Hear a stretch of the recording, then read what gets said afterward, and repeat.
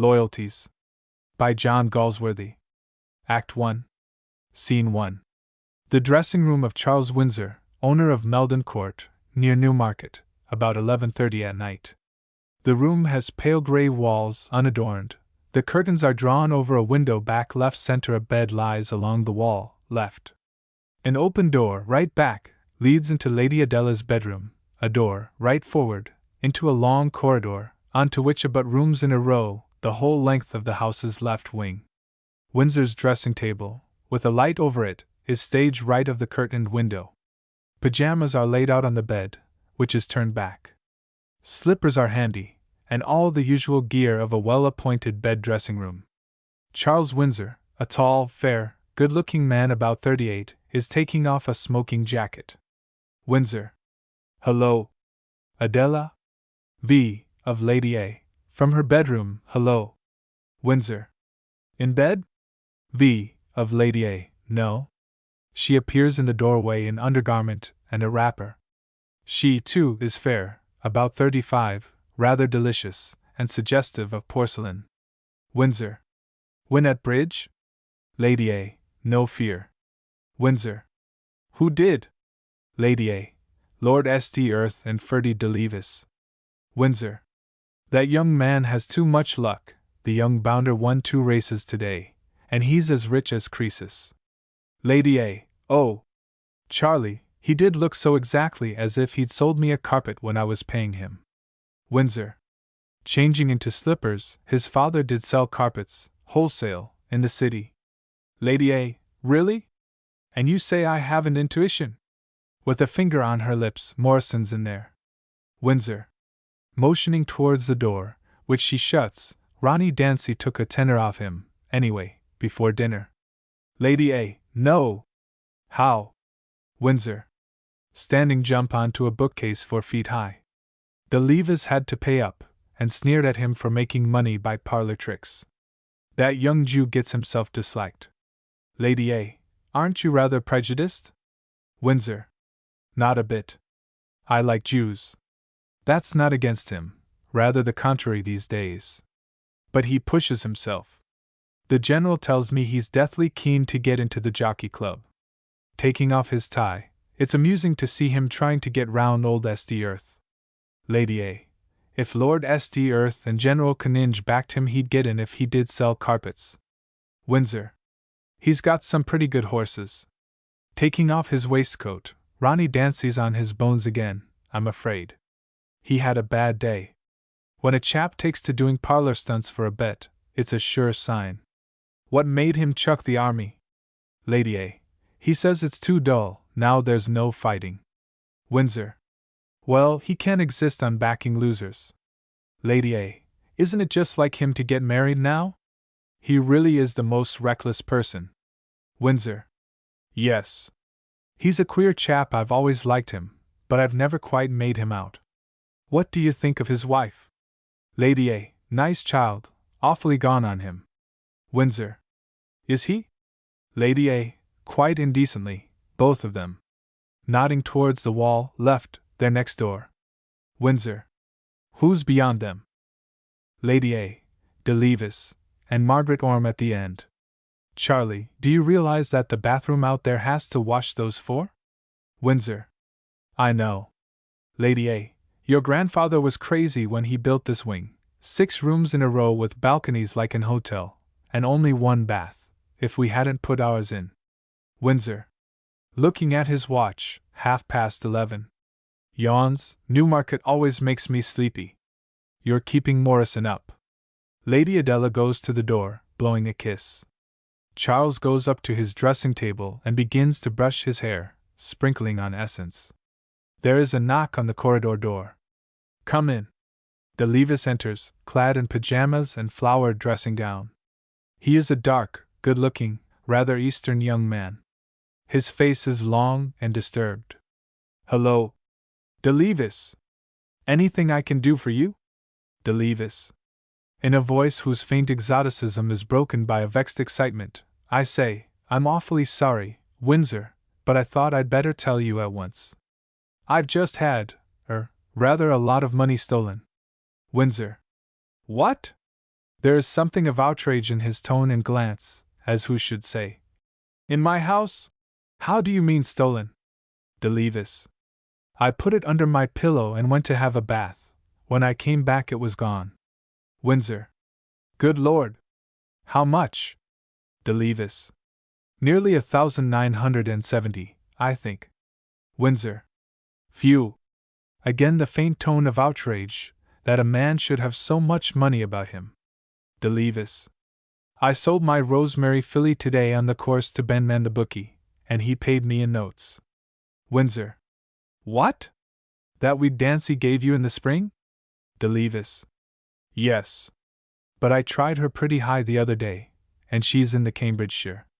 I was only out of my room a quarter of an hour, and I locked my door. Windsor. Again outraged, you locked. Delevis. Not seeing the fine shade, yes, and had the key here. He taps his pocket. Look here. He holds out a pocket book. It's been stuffed with my shaving papers. Windsor. Between feeling that such things don't happen, and a sense that he will have to clear it up, this is damned awkward, Delevis. Delevis. With steel in his voice, yes? I should like it back. Windsor. Have you got the numbers of the notes? Delevis.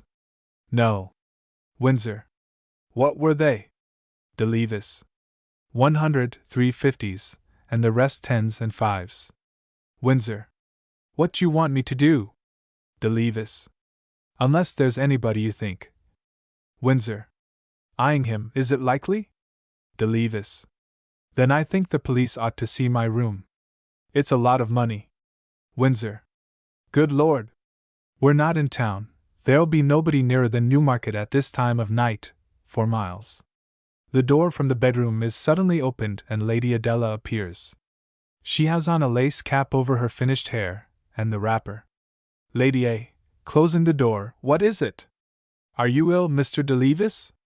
Windsor. Worse, he's had a lot of money stolen. Nearly £1,000. Lady A, gracious. Where? Delevis. From under my pillow, Lady Adela. My door was locked. I was in the bathroom. Lady A. But how fearfully thrilling. Windsor. Thrilling? What's to be done? He wants it back. Lady A. Of course. With sudden realization, oh. But oh. It's quite too unpleasant. Windsor. Yes. What am I to do? Fetch the servants out of their rooms? Search the grounds? It'll make the devil of a scandal. Delevis. Who's next to me? Lady A. Coldly, oh. Mr. Delevis. Windsor. Next to you? The Dancys on this side, and Miss Orme on the other. What's that to do with it? Delevis. They may have heard something. Windsor. Let's get them. But Dancy was downstairs when I came up. Get Morrison, Adela. No, look here. When was this exactly? Let's have as many alibis as we can. Delevis. Within the last 20 minutes, certainly.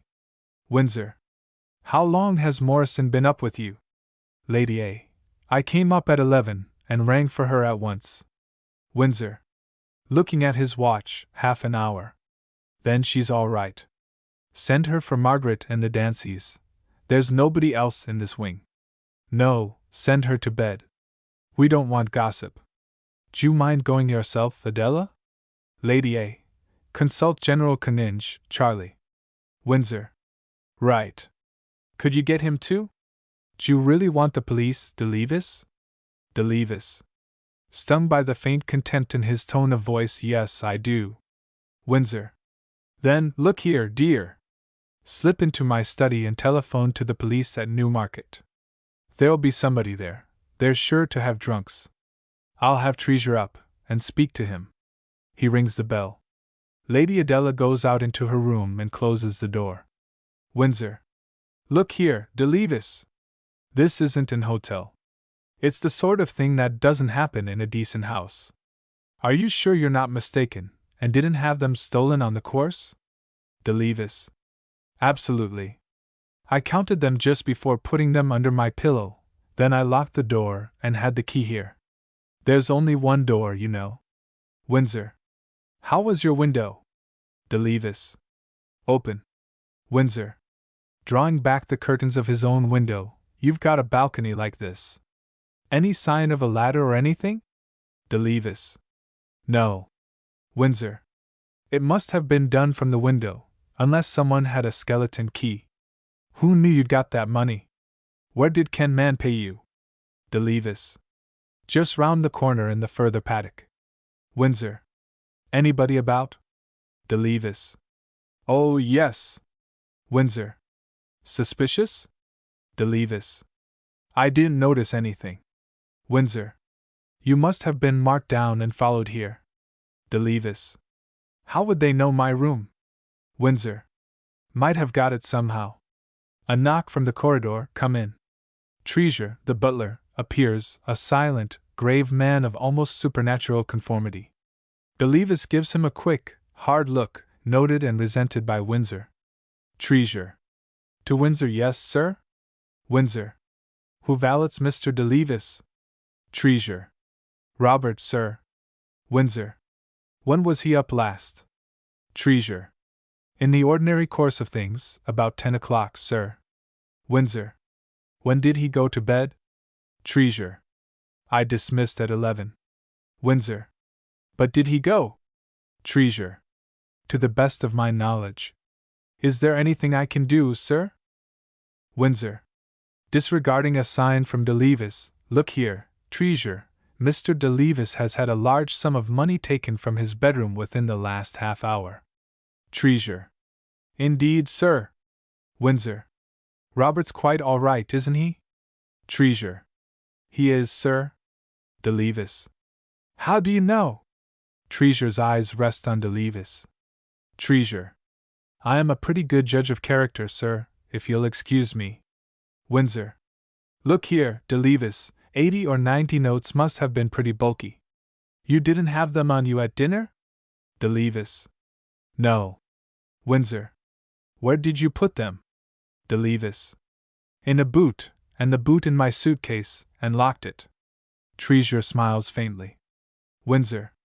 Again slightly outraged by such precautions in his house, and you found it locked, and took them from there to put under your pillow? De Levis. Yes. Windsor. Run your mind over things, Treasure. Has any stranger been about? Treasure. No, sir. Windsor. This seems to have happened between 11.15 and 11.30. Is that right? De Levis nods. Any noise, anything outside, anything suspicious anywhere? Treasure. Running his mind, very still. No, sir. Windsor. What time did you shut up? Treasure. I should say about 11:15, sir. As soon as Major Colford and Captain Dancy had finished billiards. What was Mr. De Levis doing out of his room, if I may ask, sir?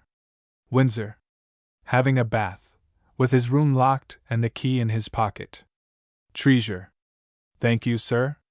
De Levis. Conscious of indefinable suspicion. Damn it. What do you mean? I was. Treasure. I beg your pardon, sir. Windsor. Concealing a smile. Look here, Treasure, it's infernally awkward for everybody. Treasure. It is, sir. Windsor. What do you suggest? Treasure. The proper thing, sir, I suppose, would be a cordon and a complete search, in our interests. Windsor. I entirely refuse to suspect anybody. Treasure. But if Mr. De Levis feels otherwise, sir? De Levis. Stammering, all I know is, the money was there, and it's gone. Windsor. Compunctious, quite. It's pretty sickening for you. But so it is for anybody else. However, we must do our best to get it back for you. A knock on the door. Windsor. Hello. Treasure opens the door, and General Canninge enters. Oh. It's you, General. Come in. Adela's told you? General Canninge nods. He is a slim man of about 60, very well preserved, intensely neat and self-contained, and still in evening dress. His eyelids droop slightly, but his eyes are keen and his expression astute. Windsor. Well, General, what's the first move? Caninch. Lifting his eyebrows, Mr. de Levis presses the matter? De Levis. Flicked again, unless you think it's too plebeian of me, General Caninch, £1,000. Caninch. Drilly, just so. Then we must wait for the police, Windsor. Lady Adela has got through to them. What height are these rooms from the ground, Treasure? Treasure. 23 feet from the terrace, sir. Caninch. Any ladders near? Treasure. One in the stables, sir, very heavy. No others within 300 yards. Caninch. Just slip down, and see whether that's been moved. Treasure. Very good, General. He goes out. De Levis. Uneasily, of course, I suppose you. Windsor. We do. Caninch. You had better leave this in our hands, De Levis. De Levis. Certainly, only the way he. Windsor. Curtly, Treasure has been here since he was a boy. I should as soon suspect myself. De Levis. Looking from one to the other, with sudden anger, you seem to think. What was I to do? Take it lying down and let whoever it is get clear off? I suppose it's natural to want my money back? Caninch looks at his nails. Windsor out of the window. Windsor. Turning, of course, De Levis. De Levis. Sullenly, well, I'll go to my room. When the police come, perhaps you'll let me know. He goes out. Windsor. Phew. Did you ever see such a dressing gown? The door is opened. Lady Adela and Margaret Orme come in. The latter is a vivid young lady of about 25 in a vivid wrapper. She is smoking a cigarette. Lady A. I've told the Danceys she was in bed. And I got through to Newmarket, Charles, and Inspector Deedy is coming like the wind on a motorcycle. Margaret. Did he say? Like the wind? Adela? He must have imagination. Isn't this gorgeous? Poor little Ferdy. Windsor. Vexed, you might take it seriously, Margaret. It's pretty beastly for us all. What time did you come up? Margaret. I came up with Adela. Am I suspected, Charles? How thrilling! Windsor. Did you hear anything? Margaret. Only little Ferdy splashing. Windsor. And saw nothing? Margaret. Not even that, alas! Lady A. With a finger held up, lest. Unpu lest. Oh! Here are the Danceys. Come in, you two. Mabel and Ronald Dancy enter. She is a pretty young woman with bobbed hair, fortunately, for she has just got out of bed, and is in her nightgown and a wrapper. Dancy is in his smoking jacket. He has a pale, determined face with high cheekbones, small, deep-set dark eyes, reddish crisp hair, and looks like a horseman. Windsor. Awfully sorry to disturb you, Mrs. Dancy, but I suppose you and Ronnie haven't heard anything. De Levis's room is just beyond Ronnie's dressing room, you know. Mabel. I'd been asleep nearly half an hour, and Ronnie's only just come up. Caninch. Did you happen to look out of your window, Mrs. Dancy? Mabel. Yes. I stood there quite 5 minutes. Caninch. When? Mabel. Just about 11, I should think. It was raining hard then. Caninch. Yes, it's just stopped. You saw nothing? Mabel. No. Dancy. What time does he say the money was taken? Windsor. Between the 1:15. He'd locked his door and had the key with him. Margaret. How quaint. Just like an hotel. Does he put his boots out? Lady A. Don't be so naughty, Meg. Caninch. When exactly did you come up, Dance? Dancy. About 10 minutes ago. I'd only just got into my dressing room before Lady Adela came. I've been writing letters in the hall since Culford and I finished billiards. Caninch. You weren't up for anything in between? Dancy. No. Margaret. The mystery of the grey room. Dancy. Oughtn't the grounds to be searched for footmarks? Caninch. That's for the police. Dancy. The deuce. Are they coming? Caninch. Directly. A knock, yes? Treasure enters. Well? Treasure. The ladder has not been moved, General. There isn't a sign. Windsor. All right. Get Robert up, but don't say anything to him. By the way, we're expecting the police. Treasure. I trust they will not find a mare's nest, sir, if I may say so. He goes. Windsor. The Levis has got wrong with Treasure. Suddenly, but I say, what would any of us have done if we'd been in his shoes? Margaret. £1,000? I can't even conceive having it. Dancy. We probably shouldn't have found it out. Lady A. No, but if we had. Dancy. Come to you, as he did. Windsor. Yes, but there's a way of doing things. Canninch. We shouldn't have wanted the police. Margaret.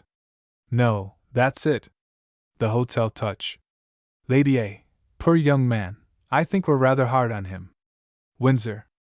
He sold that which you gave him, Dancy, to Ken Man, the bookie, and these were the proceeds. Dancy. Oh. Windsor. He'd tried her high, he said. Dancy. Grimly, he would. Mabel. Oh. Ronnie, what bad luck. Windsor.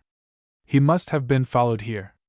At the window, after rain like that, there ought to be footmarks. The splutter of a motorcycle is heard. Margaret. Here's the wind. Windsor. What's the move now, General? Canninch. You and I had better see the inspector in De Levis's room, Windsor. To the others, if you'll all be handy, in case he wants to put questions for himself. Margaret. I hope he'll want me, it's just too thrilling. Dancy. I hope he won't want me, I'm dog-tired. Come on, Mabel. He puts his arm in his wife's. Canninch. Just a minute, Charles. He draws dose to Windsor as the others are departing to their rooms. Windsor. Yes, General? Canninch.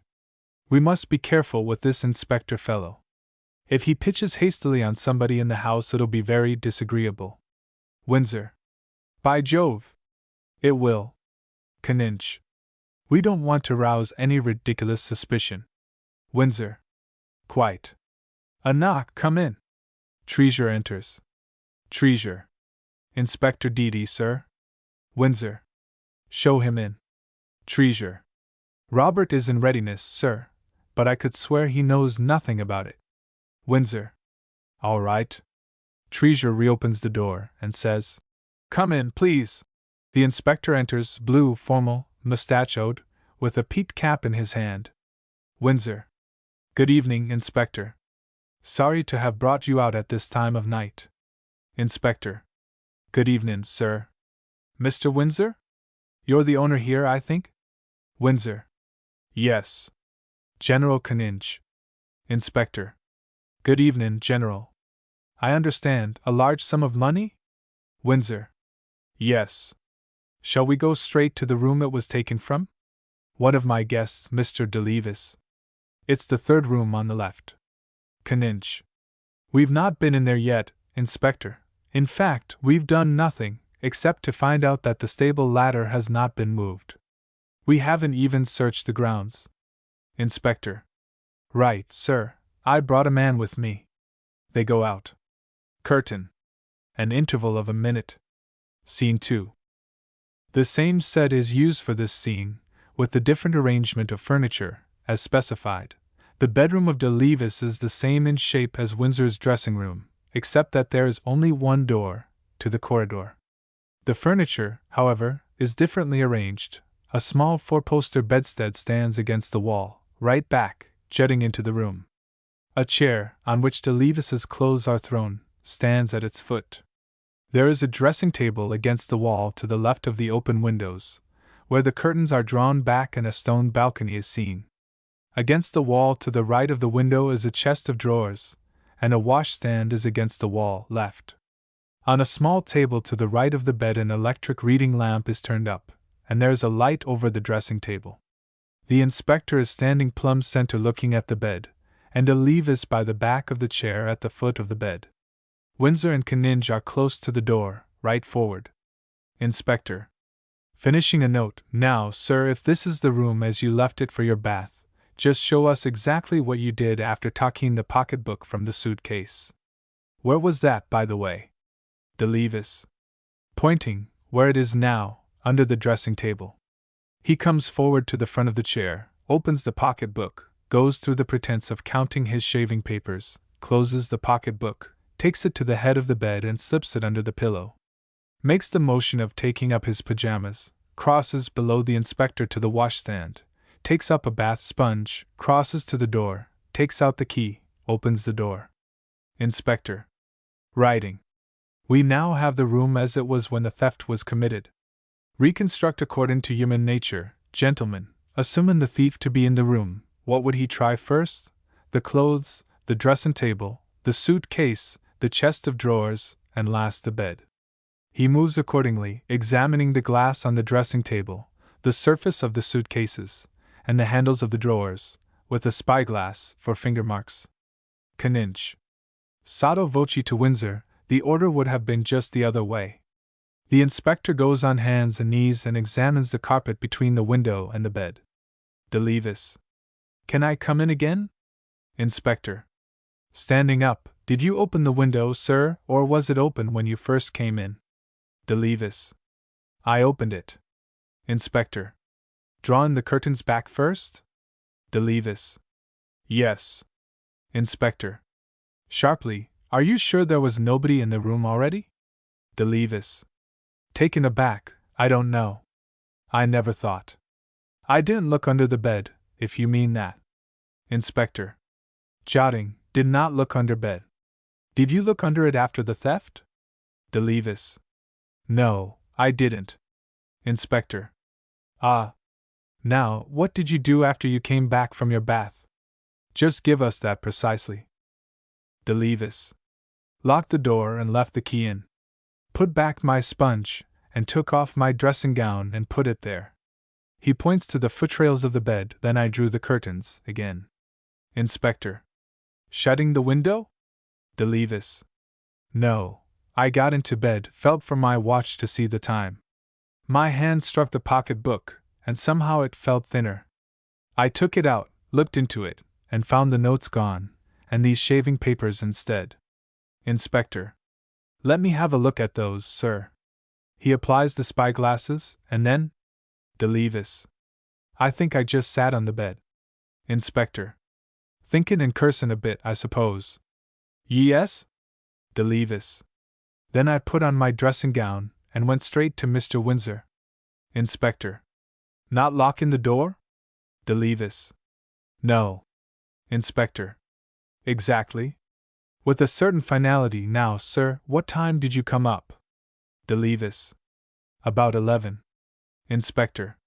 Precise, if you can give it me? De Levis. Well, I know it was 11:15 when I put my watch under my pillow, before I went to the bath, and I suppose I'd been about a quarter of an hour undressing. I should say after 11, if anything. Inspector.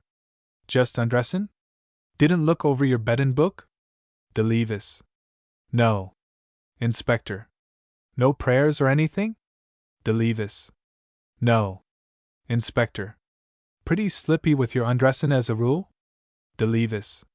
Yes. Say 11:05. Inspector. Mr. Windsor, what time did the gentleman come to you? Windsor. 11:30. Inspector. How do you fix that, sir? Windsor. I just looked at the time, and told my wife to send her maid off. Inspector. Then we've got it fixed between 11:15 and 11:30. Jots, now, sir, before we go further, I'd like to see your butler and the footman that valets this gentleman. Windsor.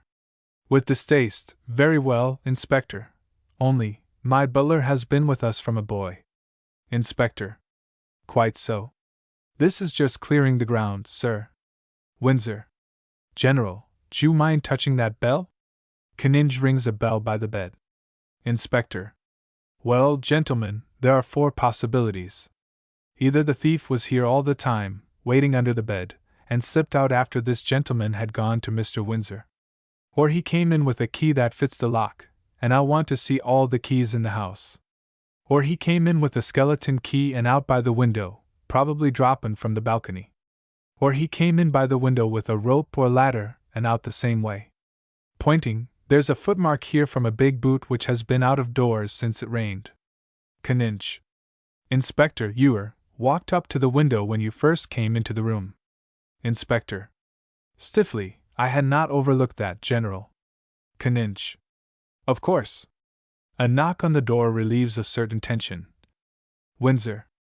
Come in.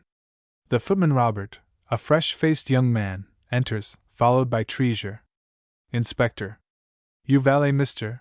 De Levis, I think? Robert. Yes, sir. Inspector. At what time did you take his clothes and boots? Robert. 10 o'clock, sir. Inspector. With a pounce, did you happen to look under his bed? Robert. No, sir. Inspector. Did you come up again, to bring the clothes back? Robert. No, sir, they're still downstairs. Inspector. Did you come up again for anything? Robert. No, sir. Inspector. What time did you go to bed? Robert. Just after 11, sir. Inspector. Scrutinizing him, now be careful. Did you go to bed at all? Robert. No, sir. Inspector. Then why did you say you did? There's been a theft here, and anything you say may be used against you. Robert. Yes, sir. I meant I went to my room. Inspector. Where is your room? Robert. On the ground floor, at the other end of the right wing, sir. Windsor. It's the extreme end of the house from this, Inspector. He's with the other 2 footmen. Inspector. Were you there alone? Robert. No, sir. Thomas and Frederick was there too. Treasure. That's right, I've seen them. Inspector. Holding up his hand for silence, were you out of the room again after you went in? Robert. No, sir. Inspector. What were you doing, if you didn't go to bed? Robert. To Windsor, begging your pardon, sir, we were playin' bridge. Inspector. Very good. You can go. I'll see them later on. Robert. Yes, sir. They'll say the same as me. He goes out, leaving a smile on the face of all except the inspector and De Levis. Inspector. Sharply call him back. Treasure calls. Robert. And the footman re-enters. Robert. Yes, sir? Inspector. Did you notice anything particular about Mr. De Levis's clothes? Robert. Only that they were very good, sir. Inspector. I mean, anything peculiar? Robert. After reflection, yes, sir. Inspector. Well? Robert. A pair of his boots this evening was reduced to 1, sir. Inspector. What did you make of that? Robert. I thought he might have thrown the other at a cat or something. Inspector. Did you look for it? Robert. No, sir. I meant to draw his attention to it in the morning. Inspector. Very good. Robert. Yes, sir. He goes again. Inspector. Looking at De Levis, well, sir, there's your story corroborated. De Levis. Stiffly, I don't know why it should need corroboration, Inspector. Inspector. In my experience, you can never have too much of that. To Windsor, I understand there's a lady in the room on this side, pointing left, and a gentleman on this, pointing right. Were they in their rooms? Windsor. Miss Orme was, Captain Dancy not. Inspector. Do they know of the affair? Windsor. Yes. Inspector. Well, I'd just like the keys of their doors for a minute. My man will get them. He goes to the door, opens it, and speaks to a constable in the corridor. To Treasure, you can go with him. Treasure goes out. In the meantime, I'll just examine the balcony. He goes out on the balcony, followed by De Levis. Windsor. To Caninch, damn De Levis and his money! It's deuced invidious, all this, General. Caninch. The inspector's no earthly. There is a simultaneous re-entry of the inspector from the balcony and of Treasure, and the constable from the corridor. Constable. Handing key, room on the left, sir. Handing key, room on the right, sir. The inspector tries the keys in the door, watched with tension by the others. The keys fail. Inspector. Put them back. Hands keys to constable, who goes out, followed by Treasure. I'll have to try every key in the house, sir. Windsor. Inspector, do you really think it necessary to disturb the whole house and knock up all my guests? It's most disagreeable, all this, you know. The loss of the money is not such a great matter. Mr. de Levis has a very large income. Caninch. You could get the numbers of the notes from Ken and the bookmaker, Inspector. He'll probably have the big ones, anyway. Inspector. Shaking his head, a bookie. I don't suppose he will, sir. It's come and go with them, all the time. Windsor. We don't want a Meldon Court scandal, Inspector. Inspector. Well, Mr. Windsor, I've formed my theory. As he speaks, de Levis comes in from the balcony. And I don't say to try the keys is necessary to it, but strictly, I ought to exhaust the possibilities. Windsor. What do you say, de Levis? Do you want everybody in the house knocked up so that their keys can be tried? De Levis. Whose face, since his return, expresses a curious excitement. No, I don't. Inspector. Very well, gentlemen. In my opinion, the thief walked in before the door was locked, probably during dinner, and was under the bed. He escaped by dropping from the balcony. The creeper at that corner, he points stage left, has been violently wrenched. I'll go down now, and examine the grounds, and I'll see you again, sir. He makes another entry in his notebook. Good night then, gentlemen. Caninch. Good night. Windsor. With relief, I'll come with you, Inspector. He escorts him to the door, and they go out. De Levis. Suddenly, General, I know who took them. Caninch.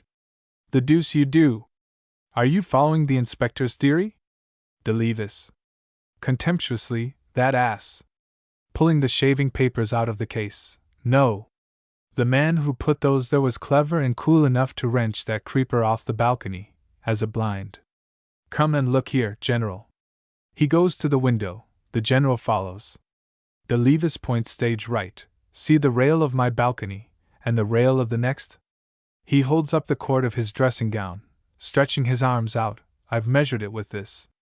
Just over 7 feet, that's all. If a man can take a standing jump onto a narrow bookcase 4 feet high and balance there, he'd make nothing of that. And look here! He goes out on the balcony and returns with a bit of broken creeper in his hand, and holds it out into the light. Someone stood on that, the stalks crushed. The inner corner too, where he'd naturally stand when he took his jump back. Caninch. After examining it, stiffly, that other balcony is young Dancy's, Mr. de Levis, a soldier and a gentleman. This is an extraordinary insinuation. De Levis. Accusation? Caninch. What? De Levis. I have intuitions, General. It's in my blood. I see the whole thing. Dancy came up, watched me into the bathroom, tried my door, slipped back into his dressing room, saw my window was open, took that jump, sneaked the notes, filled the case up with ease, wrenched the creeper there, he points stage left, for a blind, jumped back, and slipped downstairs again. It didn't take him 4 minutes altogether. Caninch. Very gravely, this is outrageous, de Levis. Dancy says he was downstairs all the time? You must either withdraw unreservedly, or I must confront you with him. De Levis. If he'll return the notes and apologize, I'll do nothing, except cut him in future. He gave me that filly, you know, as a hopeless weed, and he's been pretty sick ever since, that he was such a flat as not to see how good she was. Besides, he's hard up, I know. Caninch. After a vexed turn up and down the room, it's mad, sir, to jump to conclusions like this. De Levis. Not so mad as the conclusion Dancy jumped to when he lighted on my balcony. Caninch. Nobody could have taken this money who did not know you had it. De Levis. How do you know that he didn't? Caninch. Do you know that he did? De Levis. I haven't the least doubt of it. Caninch. Without any proof. This is very ugly, de Levis. I must tell Windsor. De Levis. Angrily, tell the whole blooming lot. You think I've no feelers, but I've felt the atmosphere here, I can tell you, General. If I were in Dancy's shoes and he in mine, your tone to me would be very different. Kninch. Suavely frigid, I'm not aware of using any tone, as you call it.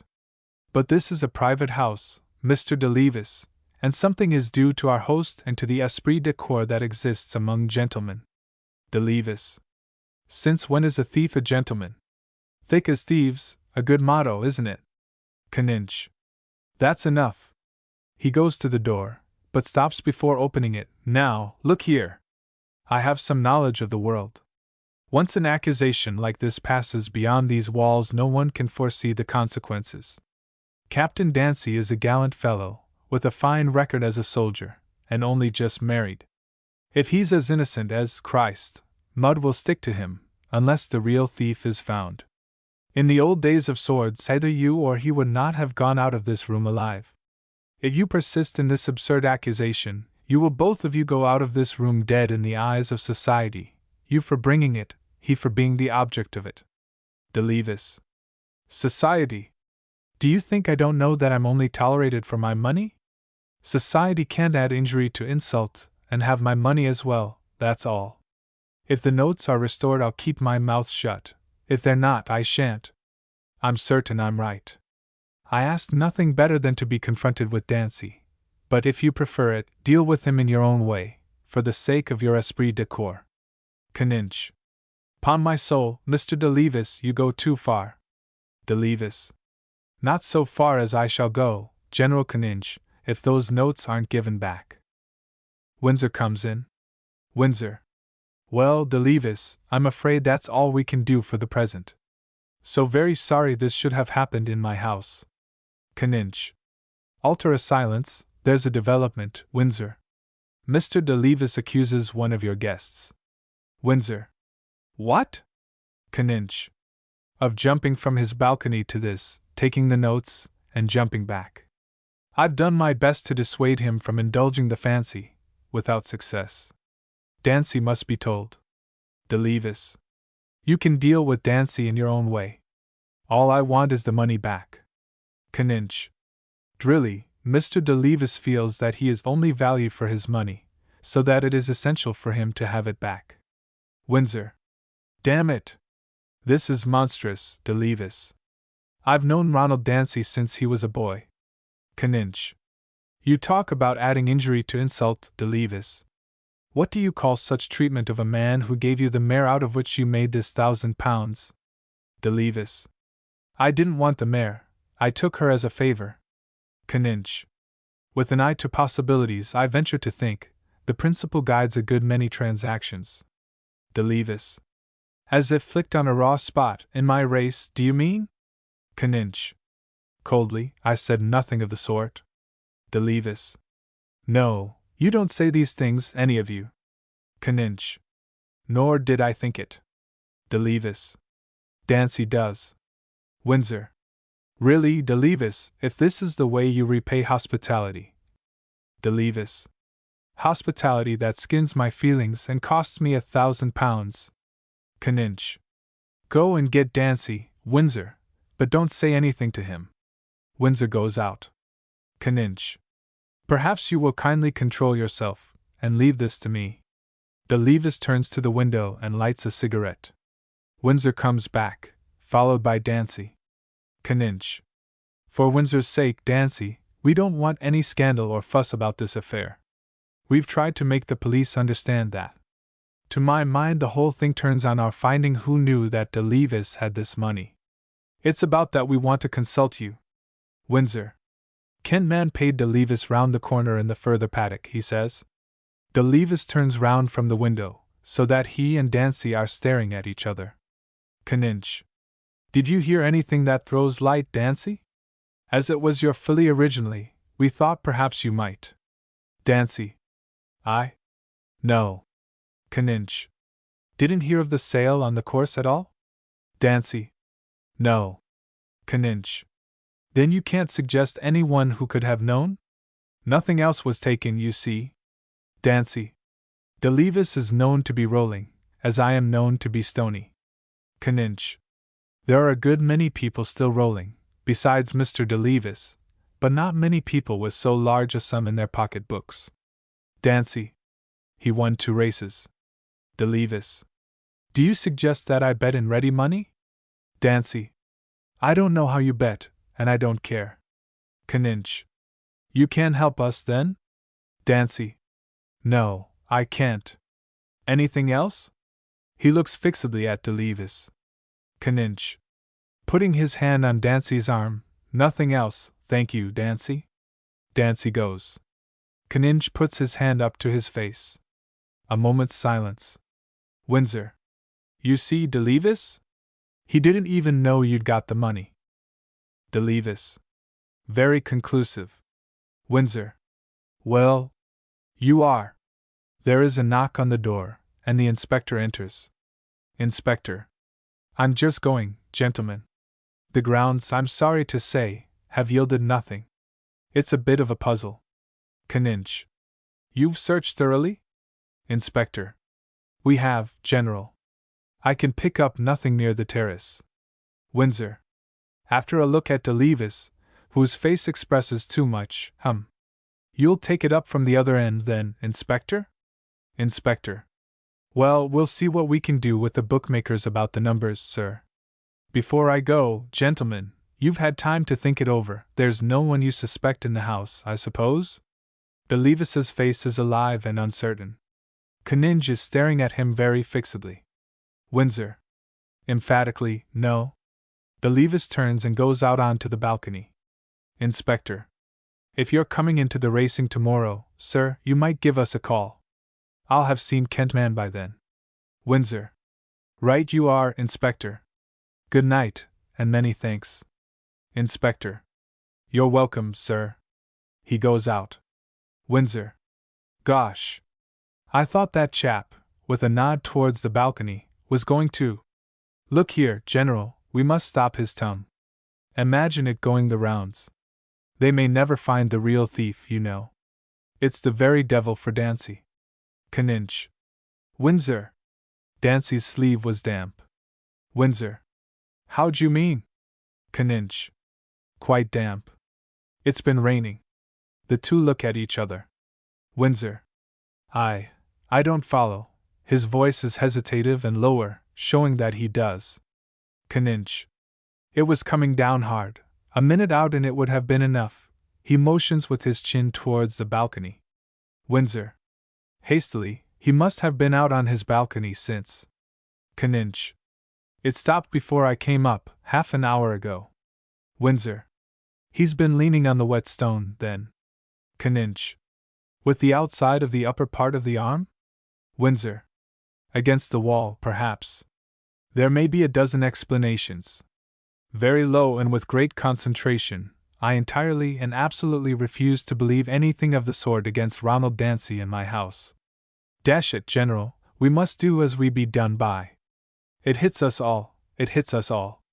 The thing's intolerable. Caninch. I agree. Intolerable. Raising his voice, Mr. de Levis.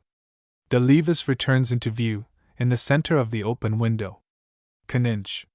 With cold decision, young Dancy was an officer and is a gentleman. This insinuation is pure supposition, and you must not make it.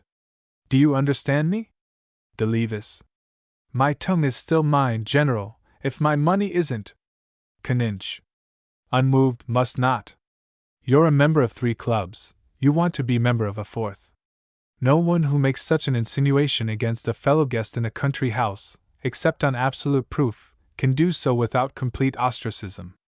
Have we your word to say nothing? De Levis. Social blackmail? Caninch. Not at all, simple warning. If you consider it necessary in your interests to start this scandal no matter how, we shall consider it necessary in ours to dissociate ourselves completely from one who so recklessly disregards the unwritten code. De Levis. Do you think your code applies to me? Do you, General? Caninch. To anyone who aspires to be a gentleman, sir. De Levis. Ah. But you haven't known me since I was a boy. Caninch. Make up your mind. A pause. De Levis.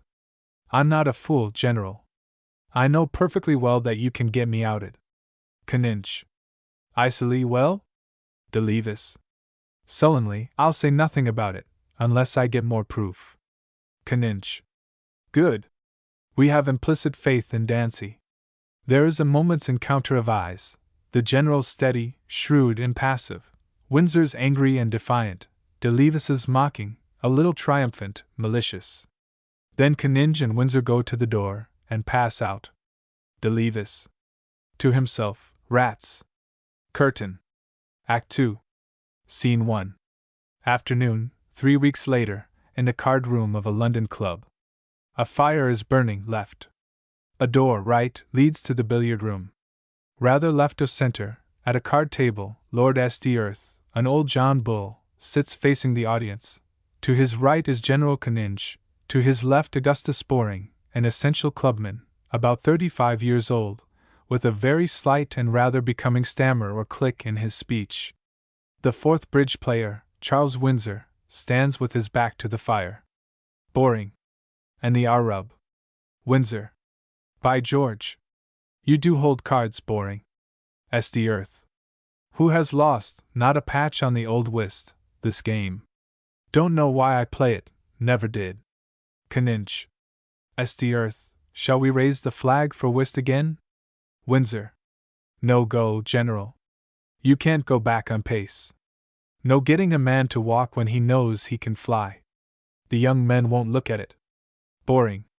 Better develop it so that T2 can sit out, General. St. Earth. We ought to have stuck to the old game.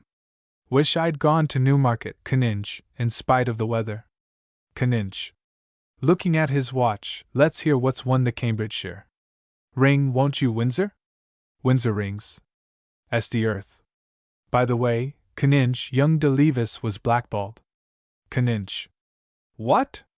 St. Earth. I looked in on my way down. Caninge sits very still, and Windsor utters a disturbed sound. Boring. But of Seacourse he was, General. What did you expect? A footman enters. Footman. Yes, my lord. St. Earth. What won the Cambridgeshire? Footman. Rosemary, my lord. Sherbet second, Barbizon third. 9-1 the winner. Windsor. Thank you. That's all. Footman goes. Boring.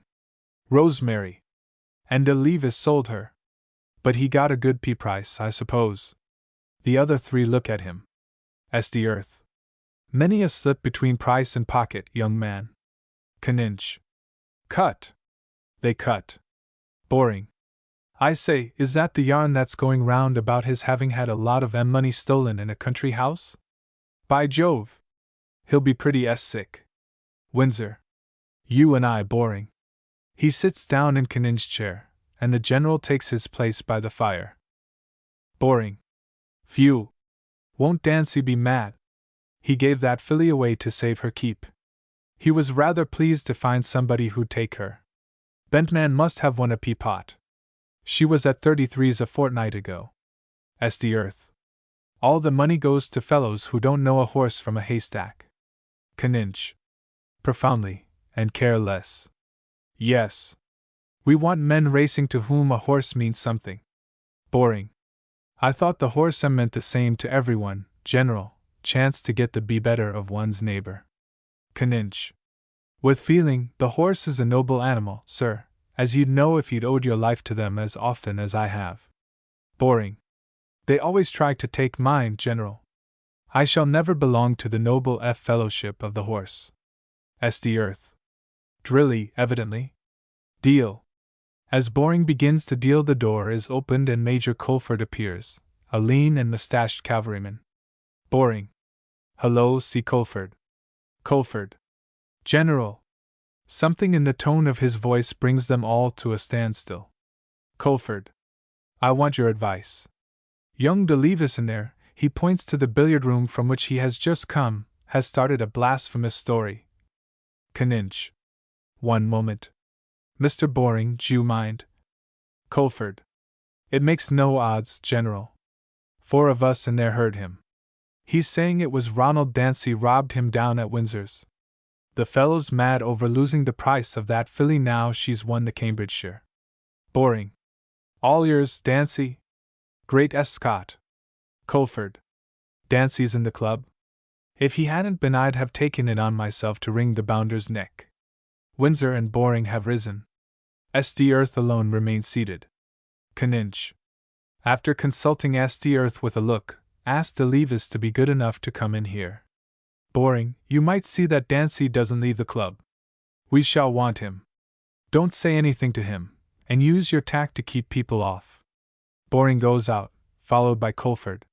Windsor. Result of hearing he was blackballed, pretty slippy. Canninge.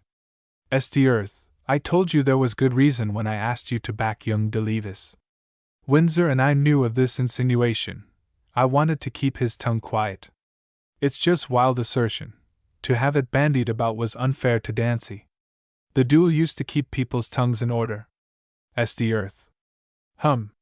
It never settled anything, except who could shoot straightest. Colford. Reappearing, Delevis says he's nothing to add to what he said to you before, on the subject. Canninge. Kindly tell him that if he wishes to remain a member of this club he must account to the committee for such a charge against a fellow member. 4 of us are here, and form a quorum. Colford goes out again. S.D. Earth. Did Kenman ever give the police the numbers of those notes, Windsor? Windsor. He only had the numbers of 2, the 100, and 1 of the 50s. S.D. Earth. And they haven't traced them? Windsor. Not yet. As he speaks, Delevis comes in. He is in a highly colored, not to say excited state. Colford follows him. Delevis. Well, General Canninge. It's a little too strong all this, a little too strong. Under emotion his voice is slightly more exotic. Canninge. Calmly, it is obvious, Mr. Delevis, that you and Captain Dancy can't both remain members of this club. We asked you for an explanation before requesting one resignation or the other. Delevis.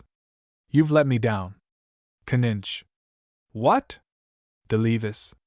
Well, I shall tell people that you and Lord S.D. Earth backed me up for one club, and asked me to resign from another. Canninge. It's a matter of indifference to me, sir, what you tell people. S.D. Earth. Drilly, you seem a venomous young man. Delevis.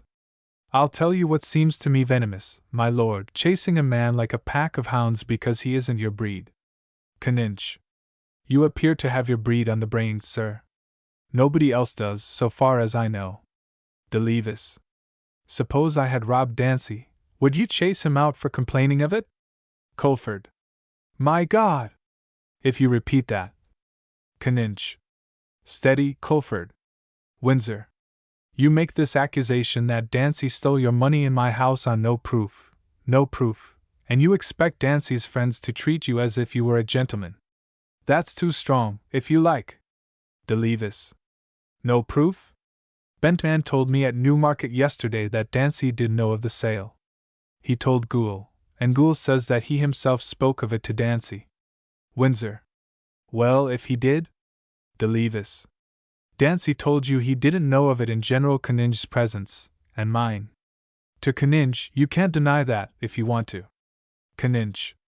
Choose your expressions more nicely, please. Delevis. Proof. Did they find any footmarks in the grounds below that torn creeper? Not a sign. You saw how he can jump. He won £10 from me that same evening betting on what he knew was a certainty. That's your Dancy, a common sharper. Canninge. Nodding towards the billiard room. Are those fellows still in there, Colford? Colford. Yes. Canninge. Then bring Dancy up, will you? But don't say anything to him. Colford. To Delevis, you may think yourself damned lucky if he doesn't break your neck. He goes out. The 3 who are left with Delevis avert their eyes from him. Delevis. Smoldering, I have a memory, and a sting too. Yes, my lord, since you are good enough to call me venomous. To Canninge, I quite understand. I'm marked for Coventry now, whatever happens. Well, I'll take Dancy with me. S.D. Earth. To himself, this club has always had a decent, quiet name. Windsor. Are you going to retract and apologize in front of Dancy and the members who heard you? Delevis. No fear. St. Earth. You must be a very rich man, sir. A jury is likely to take the view that money can hardly compensate for an accusation of that sort. Delevis stands silent. Canninge. Courts of law require proof. St. Earth. He can make it a criminal action. Windsor. Unless you stop this at once, you may find yourself in prison. If you can stop it, that is. St. Earth. If I were young Dancy, nothing should induce me. Delevis. But you didn't steal my money, Lord St. Earth. St. Earth. You're deuce positive, sir. So far as I could understand it, there were a dozen ways you could have been robbed. It seems to me you value other men's reputations very lightly. Delevis. Confront me with Dancy and give me fair play. Windsor. Aside to Canninge, is it fair to Dancy not to let him know? Canninge. Our duty is to the club now, Windsor. We must have this cleared up. Colford comes in, followed by Boring and Dancy. St. Earth. Captain Dancy, a serious accusation has been made against you by this gentleman in the presence of several members of the club. Dancy. What is it? St. Earth. That you robbed him of that money at Windsor's. Dancy. Hard and tense, indeed. On what grounds is he good enough to say that? Delevis. Tense too, you gave me that filly to save yourself her keep, and you've been mad about it ever since. You knew from Gould that I had sold her to Kent Man and been paid in cash, yet I heard you myself deny that you knew it. You had the next room to me, and you can jump like a cat, as we saw that evening. I found some creepers crushed by a weight on my balcony on that side. When I went to the bath your door was open, and when I came back it was shut. Canninge. That's the first we have heard about the door. Delevis. I remembered it afterwards. St. Earth. Well, Dancy? Dancy. With intense deliberation, I'll settle this matter with any weapons, when and where he likes. St. Earth. Drilly, it can't be settled that way, you know very well. You must take it to the courts, unless he retracts. Dancy. Will you retract? Delevis. Why did you tell General Canninge you didn't know Kent Man had paid me in cash? Dancy. Because I didn't. Delevis. Then Kent Man and Gould lied, for no reason? Dancy. That's nothing to do with me. Delevis. If you were downstairs all the time, as you say, why was your door first open and then shut? Dancy. Being downstairs, how should I know? The wind, probably. Delevis. I should like to hear what your wife says about it. Dancy. Leave my wife alone, you damned Jew. St. Earth. Captain Dancy. Delevis. White with rage, thief. Dancy. Will you fight? Delevis. You're very smart, dead men tell no tales. No. Bring your action, and we shall see. Dancy takes a step towards him, but Canninge and Windsor interpose. St. Earth. That'll do, Mr. Delevis, we won't keep you. He looks round. Kindly consider your membership suspended till this matter has been threshed out. Delevis. Tremulous with anger, don't trouble yourselves about my membership. I resign it. To Dancy, you called me a damned Jew. My race was old when you were all savages. I am proud to be a Jew. Au revoir, in the courts. He goes out, and silence follows his departure. St. Earth. Well, Captain Dancy? Dancy. If the brute won't fight, what am I to do, sir? St. Earth. We've told you, take action, to clear your name. Dancy. Colford, you saw me in the hall writing letters after our game. Colford. Certainly I did. You were there when I went to the smoking room. Canninge. How long after you left the billiard room? Colford. About 5 minutes. Dancy. It's impossible for me to prove that I was there all the time. Canninge. It's for Delevis to prove what he asserts. You heard what he said about Gould? Dancy. If he told me, I didn't take it in. St. Earth. This concerns the honor of the club. Are you going to take action? Dancy. Slowly, that is a very expensive business, Lord St. Earth, and I'm hard up. I must think it over. He looks round from face to face. Am I to take it that there is a doubt in your minds, gentlemen? Colford. Emphatically, no. Canninch. That's not the question, Dancy. This accusation was overheard by various members, and we represent the club. If you don't take action, judgment will naturally go by default. Dancy. I might prefer to look on the whole thing as beneath contempt. He turns and goes out. When he is gone, there is an even longer silence than after de Levis's departure. St. Earth. Abruptly, I don't like it. Windsor. I've known him all his life. Colford. You may have my head if he did it, Lord St. Earth. He and I have been in too many holes together. By gad! My toe itches for that fellow's butt end. Boring. I'm sorry, but has he taken it in quite the right way? I should have thought, hearing it as suddenly. Colford. Bosh. Windsor. It's perfectly damnable for him. St. Earth. More damnable if he did it, Windsor. Boring. The courts are beastly distrustful, don't you know? Colford. His word's good enough for me. Canninch. We're as anxious to believe Dancy as you, Colford, for the honor of the army and the club. Windsor. Of course, he'll bring a case, when he's thought it over. St. Earth. What are we to do in the meantime? Colford. If Dancy's asked to resign, you may take my resignation too. Boring. I thought his wanting to fight him a bit screeny. Colford. Wouldn't you have wanted a shot at the brute? A law court? Pah! Windsor. Yes. What'll be his position even if he wins? Boring. Damages, and a stain on his sea character. Windsor. Quite so, unless they find the real thief. People always believe the worst. Colford. Glaring at Boring, they do. Canninch. There is no decent way out of a thing of this sort. St. Earth. No. Rising, it leaves a bad taste.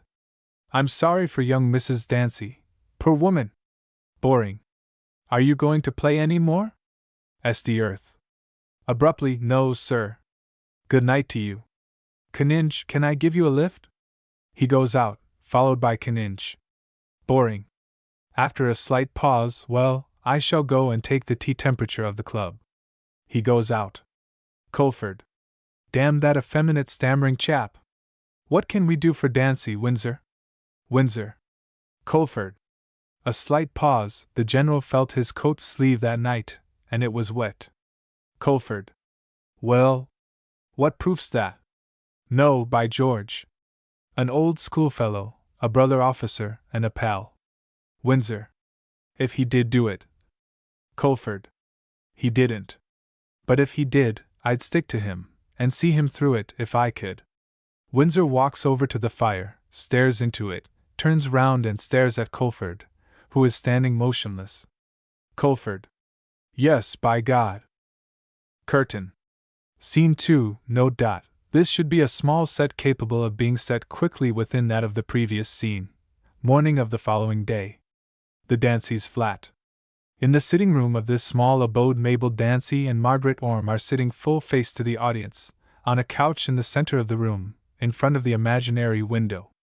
There is a fireplace, left, with fire burning, a door below it, left, and a door on the right, facing the audience, leads to a corridor and the outer door of the flat, which is visible. Their voices are heard in rapid exchange. Then as the curtain rises, so does Mabel. Mabel. But it's monstrous.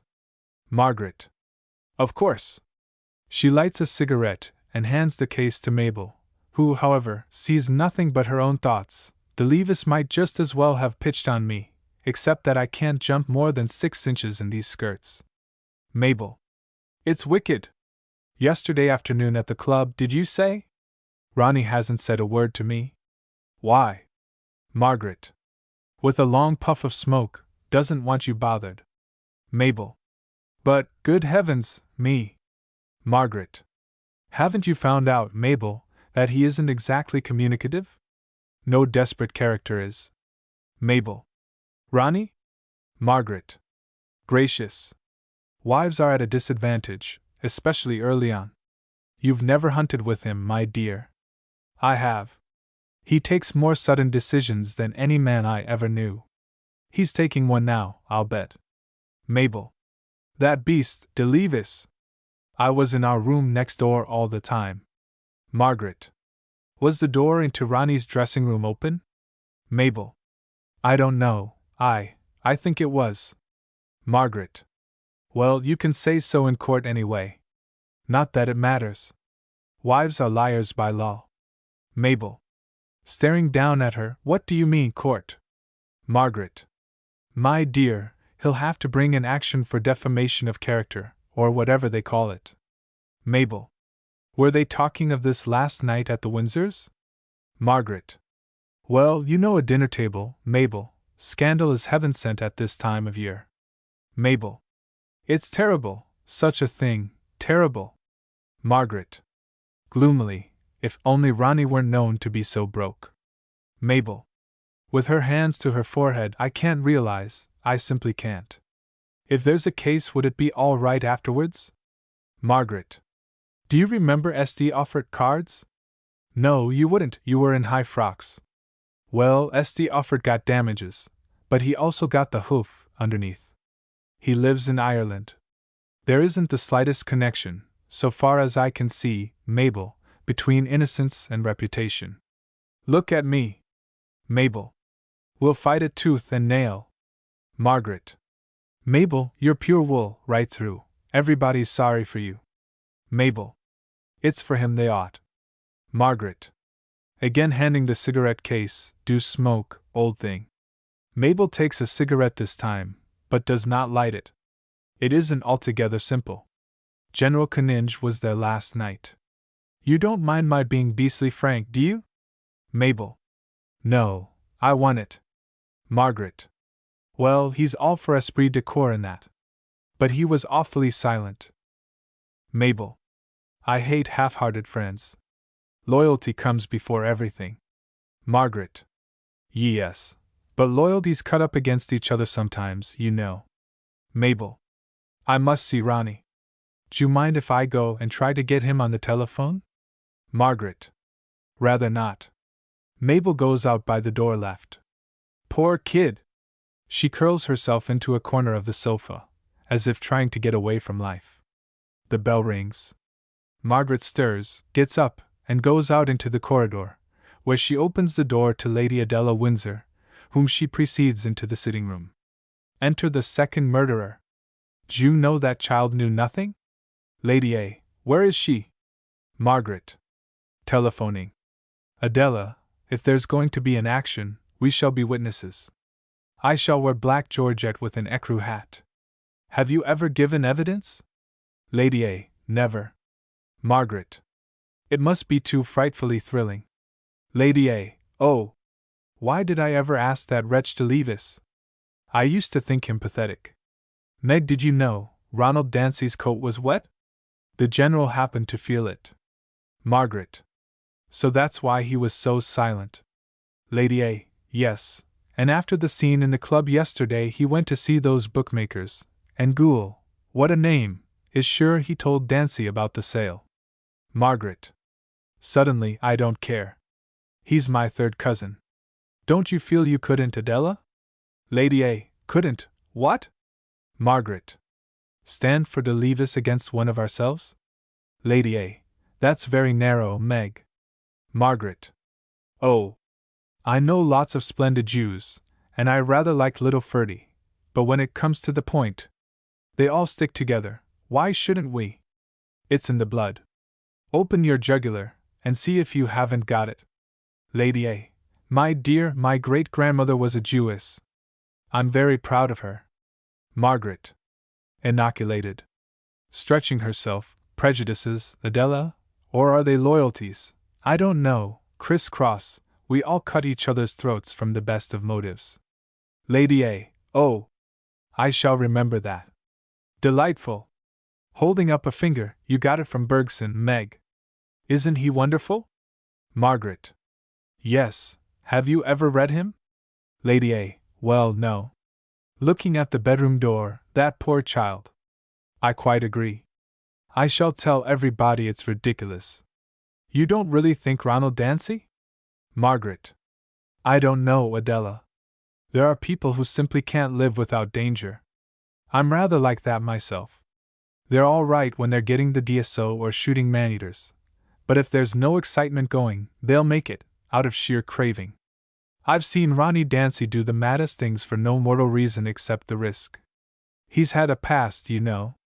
Lady A. Oh. Do tell. Margaret. He did splendidly in the war, of course, because it suited him. But, just before, don't you remember, a very queer bit of writing? Lady A. No. Margaret. Most daredevil thing, but not quite. You must remember. It was awfully talked about. And then, of course, right up to his marriage, she lights a cigarette. Lady A. Meg, you're very tantalizing. Margaret. A foreign-looking girl, most plummy. Oh. Ronnie's got charm. This Mabel child doesn't know in the least what she's got hold of. Lady A. But they're so fond of each other. Margaret. That's the mistake. The General isn't mentioning the coat, is he? Lady A. Oh, no. It was only to Charles. Mabel returns. Margaret. Did you get him? Mabel. No, he's not at Tattersall's, nor at the club. Lady Adela rises and greets her with an air which suggests bereavement. Lady A. Nobody's going to believe this, my dear. Mabel. Looking straight at her, nobody who does need come here, or trouble to speak to us again. Lady A. That's what I was afraid of, you're going to be defiant. Now don't. Just be perfectly natural. Mabel. So easy, isn't it? I could kill anybody who believes such a thing. Margaret. You'll want a solicitor, Mabel. Go to old Mr. Jacob Twisden. Lady A. Yes, he's so comforting. Margaret. He got my pearls back once, without loss of life. A frightfully good fireside manner. Do get him here, Mabel, and have a heart-to-heart talk, all three of you. Mabel. Suddenly, listen. There's Ronnie. Dancy comes in. Dancy. With a smile, very good of you to have come. Margaret. Yes. We're just going. Oh. Ronnie, this is quite too, but his face dries her up, and sidling past, she goes. Lady A. Charles sent his love. Her voice dwindles on the word, and she, too, goes. Dancy. Crossing to his wife, what have they been saying? Mabel. Ronnie! Why didn't you tell me? Dancy. I wanted to see de Levis again first. Mabel. That wretch! How dare he? Darling! She suddenly clasps and kisses him. He does not return the kiss, but remains rigid in her arms, so that she draws away and looks at him. It's hurt you awfully, I know. Dancy. Look here, Mabel. Apart from that muck, this is a ghastly tame cat sort of life. Let's cut it and get out to Nairobi. I can scare up the money for that. Mabel. Aghast, but how can we? Everybody would say. Ronnie. Let them. We shan't be here. Mabel. I couldn't bear people to think. Dancy. I don't care a damn what people think, monkeys and cats. I never could stand their rotten menagerie. Besides, what does it matter how I act? If I bring an action and get damages, if I pound him to a jelly, it's all no good. I can't prove it. There'll be plenty of people unconvinced. Mabel. But they'll find the real thief. Dancy. With a queer little smile, will staying here help them to do that? Mabel. In a sort of agony, oh. I couldn't, it looks like running away. We must stay and fight it. Dancy. Suppose I didn't get a verdict, you never can tell. Mabel. But you must, I was there all the time, with the door open. Dancy. Was it? Mabel. I'm almost sure. Dancy. Yes. But you're my wife. Mabel. Bewildered Ronnie, I don't understand. Suppose I'd been accused of stealing pearls. Dancy. Wincing I can't. Mabel. But I might, just as easily. What would you think of me if I ran away from it? Dancy. I see. A pause, all right. You shall have a run for your money. I'll go and see old Twisden. Mabel. Let me come. Dancy shakes his head. Why not? I can't be happy a moment unless I'm fighting this. Dancy puts out his hand suddenly and grips hers. Dancy. You are a little brick. Mabel. Pressing his hand to her breast and looking into his face. Do you know what Margaret called you? Ronnie. No. Mabel. A desperate character. Dancy. Ha! I'm not a tame cat, any more than she. The bell rings. Mabel goes out to the door, and her voice is heard saying coldly, Mabel. Will you wait a minute, please? Returning. It's the Levis, to see you. In a low voice, let me see him alone first. Just for a minute. Do. Dancy. After a moment's silence, go ahead. He goes out into the bedroom. Mabel. Going to the door, right? Come in. De Levis comes in, and stands embarrassed. Yes? De Levis. With a slight bow, your husband, Mrs. Dancy? Mabel. He is in. Why do you want to see him? De Levis. He came round to my rooms just now, when I was out. He threatened me yesterday. I don't choose him to suppose I'm afraid of him. Mabel. With a great and manifest effort at self-control, Mr. De Levis, you are robbing my husband of his good name. De Levis. Sincerely, I admire your trustfulness, Mrs. Dancy. Mabel. Staring at him. How can you do it? What do you want? What's your motive? You can't possibly believe that my husband is a thief. De Levis. Unfortunately. Mabel. How dare you? How dare you? Don't you know that I was in our bedroom all the time with the door open? Do you accuse me too? De Levis. No, Mrs. Dancy. Mabel. But you do. I must have seen, I must have heard. De Levis. A wife's memory is not very good when her husband is in danger. Mabel. In other words, I'm lying. De Levis. No, your wish is mother to your thought, that's all. Mabel. After staring again with a sort of horror, turns to get control of herself. Then turning back to him, Mr. De Levis, I appeal to you as a gentleman to behave to us as you would we should behave to you. Withdraw this wicked charge, and write an apology that Ronald can show. De Levis. Mrs. Dancy, I am not a gentleman, I am only a damned Jew. Yesterday I might possibly have withdrawn to spare you. But when my race is insulted I have nothing to say to your husband, but as he wishes to see me, I've come. Please let him know. Mabel. Regarding him again with that look of horror, slowly, I think what you are doing is too horrible for words. De Levis gives her a slight bow, and as he does so Dancy comes quickly in, left. The two men stand with the length of the sofa between them. Mabel, behind the sofa, turns her eyes on her husband, who has a paper in his right hand. De Levis. You came to see me. Dancy. Yes. I want you to sign this. De Levis. I will sign nothing. Dancy. Let me read it. I apologize to Captain Dancy for the reckless and monstrous charge I made against him, and I retract every word of it. De Levis. Not much. Dancy. You will sign. De Levis. I tell you this is useless. I will sign nothing. The charge is true, you wouldn't be playing this game if it weren't. I'm going. You'll hardly try violence in the presence of your wife, and if you try it anywhere else, look out for yourself. Dancy. Mabel, I want to speak to him alone. Mabel. No, no. De Levis. Quite right, Mrs. Dancy. Black and tan swashbuckling will only make things worse for him. Dancy. So you shelter behind a woman, do you, you skulking cur? De Levis takes a step, with fists clenched and eyes blazing. Dancy, too, stands ready to spring. The moment is cut short by Mabel going quickly to her husband. Mabel. Don't, Ronnie. It's undignified. He isn't worth it. Dancy suddenly tears the paper in two, and flings it into the fire. Dancy.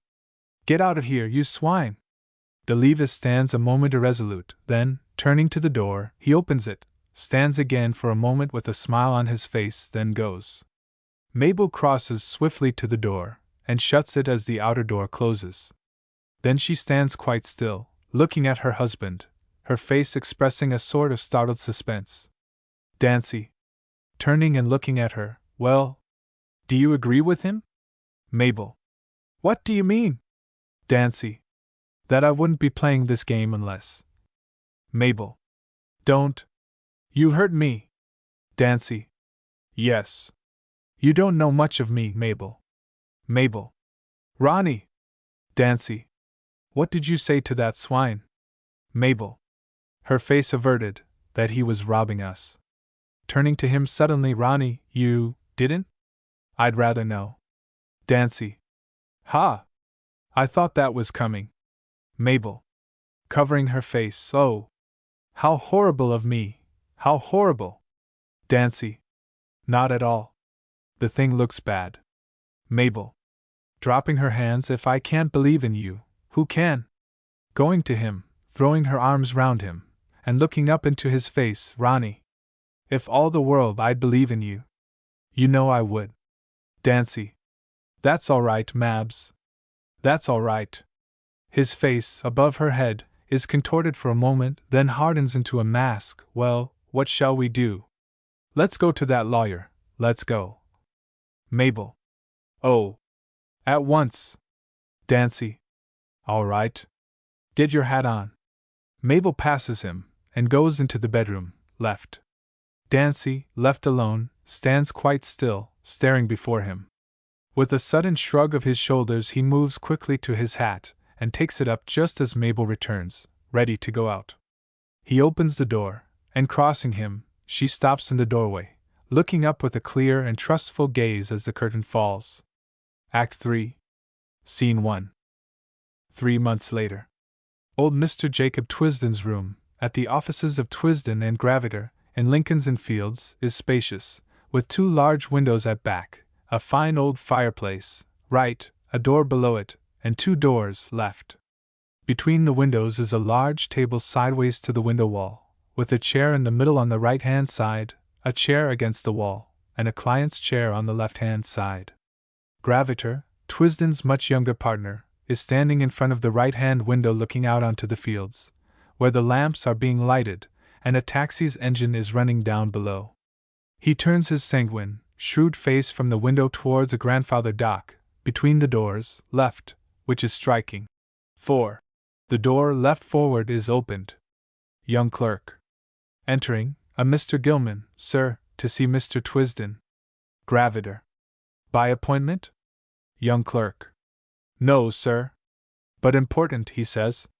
Graviter. I'll see him. The clerk goes. Graviter sits right of table.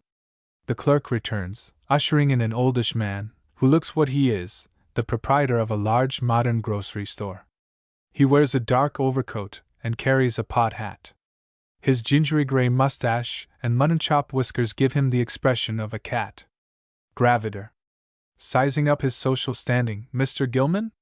Yes. Gilman. Doubtfully, Mr. Jacob Twisden? Graviter. Smiling, his partner. Graviter, my name is. Gilman. Mr. Twisden's not in, then? Graviter. No, he's at the courts. They're just up, he should be in directly. But he'll be busy. Gilman. Old Mr. Jacob Twisden, I've heard of him. Graviter. Most people have. Gilman. It's this Dancy de Levis case that's keepin' him at the courts, I suppose? Graviter nods. Won't be finished for a day or 2. Graviter shakes his head. No. Astonished in the interest taken in it. Graviter. As you say. Gilman. The smart set, eh? This Captain Dancy got the DSO, didn't he? Graviter nods. Sad to have a thing like that said about you. I thought he gave his evidence well, and his wife too. Looks as if this de Levis had got some private spite. Searchy la femme, I said to Mrs. Gilman only this morning before I. Graviter. By the way, sir, what is your business? Gilman. Well, my business here. No, if you'll excuse me, I'd rather wait and see old Mr. Jacob Twisden. It's delicate, and I'd like his experience. Gravida. With a shrug, very well, then, perhaps you'll go in there. He moves towards the door left back. Gilman. Thank you. Following, you see, I've never been mixed up with the law. Gravida. Opening the door, no? Gilman. And I don't want to begin. When you do, you don't know where you'll stop, do you? You see, I've only come from a sense of duty, and other reasons. Gravida. Not uncommon. Gilman. Producing card, this is my card. Gilman's, several branches, but this is the AD. Gravida. Scrutinizing card, exactly. Gilman. Grocery, I dare say you know me, or your wife does. They say old Mr. Jacob Twisden refused a knighthood. If it's not a rude question, why was that? Gravida. Ask him, sir, ask him. Gilman. I said to my wife at the time, he's holding out for a baronetcy. Gravida closes the door with an exasperated smile. Young clerk. Opening the door, left forward, Mr. Windsor, sir, and Miss Orme. They enter, and the clerk withdraws. Gravida. How'd you do, Miss Orme? How do you do, Windsor? Windsor. Twisden not back, Gravida? Gravida. Not yet. Windsor. Well, they've got through de Levis's witnesses. Sir Frederick was at the very top of his form. It's looking quite well. But I hear they've just subpoenaed Canninge after all. His evidence is to be taken tomorrow. Gravida. Oh ho. Windsor. I said Dancy ought to have called him. Gravida. We considered it. Sir Frederick decided that he could use him better in cross-examination. Windsor. Well, I don't know that. Can I go and see him before he gives evidence tomorrow? Gravida. I should like to hear Mr. Jacob on that, Windsor. He'll be in directly. Windsor. They had Kentman and Goole, the inspector, the other Bobby, my footman, Dancy's banker, and his tailor. Gravida. Did we shake Kentman or Goole?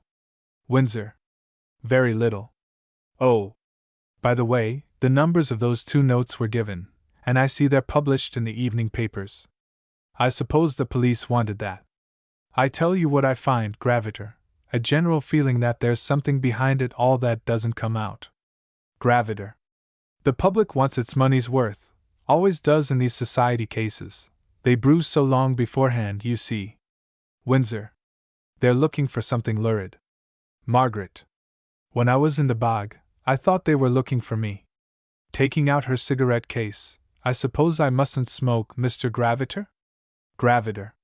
Do. Margaret. Won't Mr. Jacob have a fit? Gravida. Yes, but not till you've gone. Margaret. Just a whiff. She lights a cigarette. Windsor. Suddenly, it's becoming a sort of Dreyfus case, people taking sides quite outside the evidence. Margaret. There are more of the chosen in court every day. Mr. Gravida, have you noticed the two on the jury? Gravida. With a smile, no, I can't say. Margaret. Oh. But quite distinctly. Don't you think they ought to have been challenged? Gravida. De Levis might have challenged the other 10, Miss Orme. Margaret. Dear me, now! I never thought of that. As she speaks, the door left forward is opened and old Mr. Jacob Twisden comes in. He is tallish and narrow, 68 years old, grey, with narrow little whiskers curling round his narrow ears, and a narrow bow ribbon curling round his collar. He wears a long, narrow-tailed coat, and strapped trousers on his narrow legs. His nose and face are narrow, shrewd, and kindly. He has a way of narrowing his shrewd and kindly eyes. His nose is seen to twitch and snig. Twisden. Ah. How are you, Charles? How do you do, my dear? Margaret.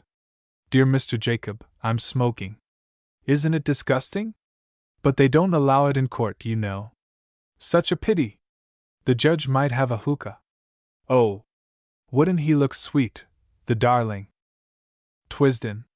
With a little, old-fashioned bow, It does not become everybody as it becomes you, Margaret.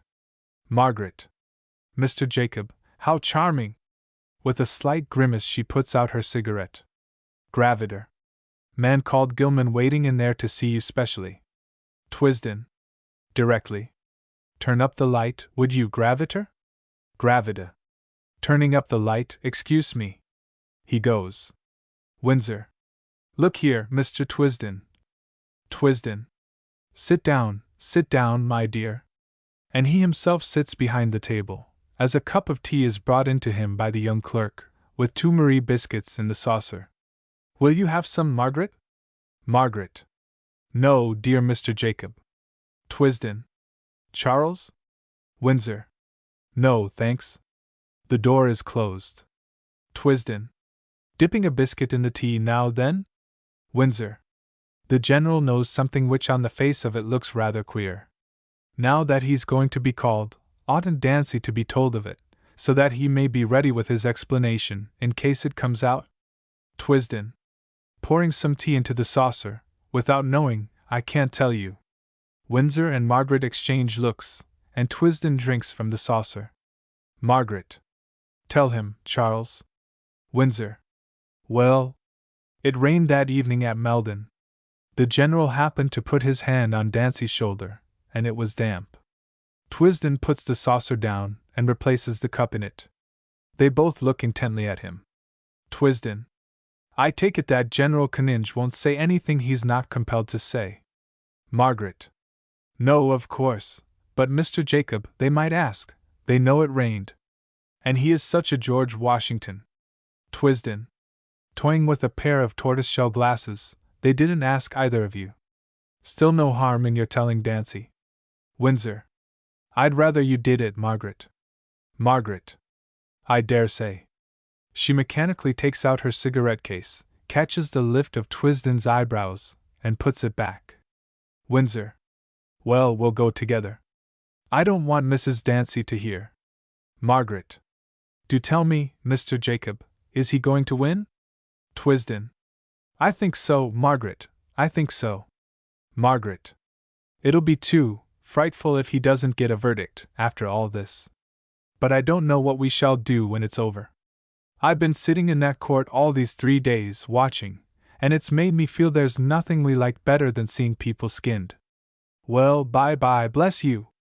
Twisden rises and pats her hand. Windsor. Half a second, Margaret. Wait for me. She nods and goes out. Mr. Twisden, what do you really think? Twisden. I am Dancy's lawyer, my dear Charles, as well as yours. Windsor. Well, can I go and see Canninge? Twisden. Better not. Windsor. If they get that out of him, and recall me, am I to say he told me of it at the time? Twisden. You didn't feel the coach yourself?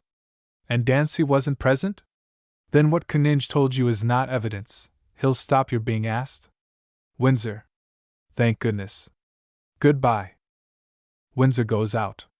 Twisden, behind his table, motionless, taps his teeth with the eyeglasses in his narrow, well-kept hand. After a long shake of his head and a shrug of his rather high shoulders, he snips, goes to the window and opens it.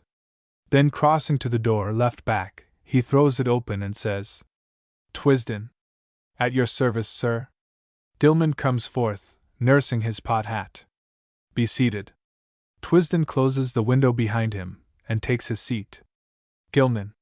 Taking the client's chair, to the left of the table, Mr. Twisden, I believe? My name's Gilman, head of Gilman's department stores. You have my card. Twisden. Looking at the card, yes. What can we do for you? Gilman.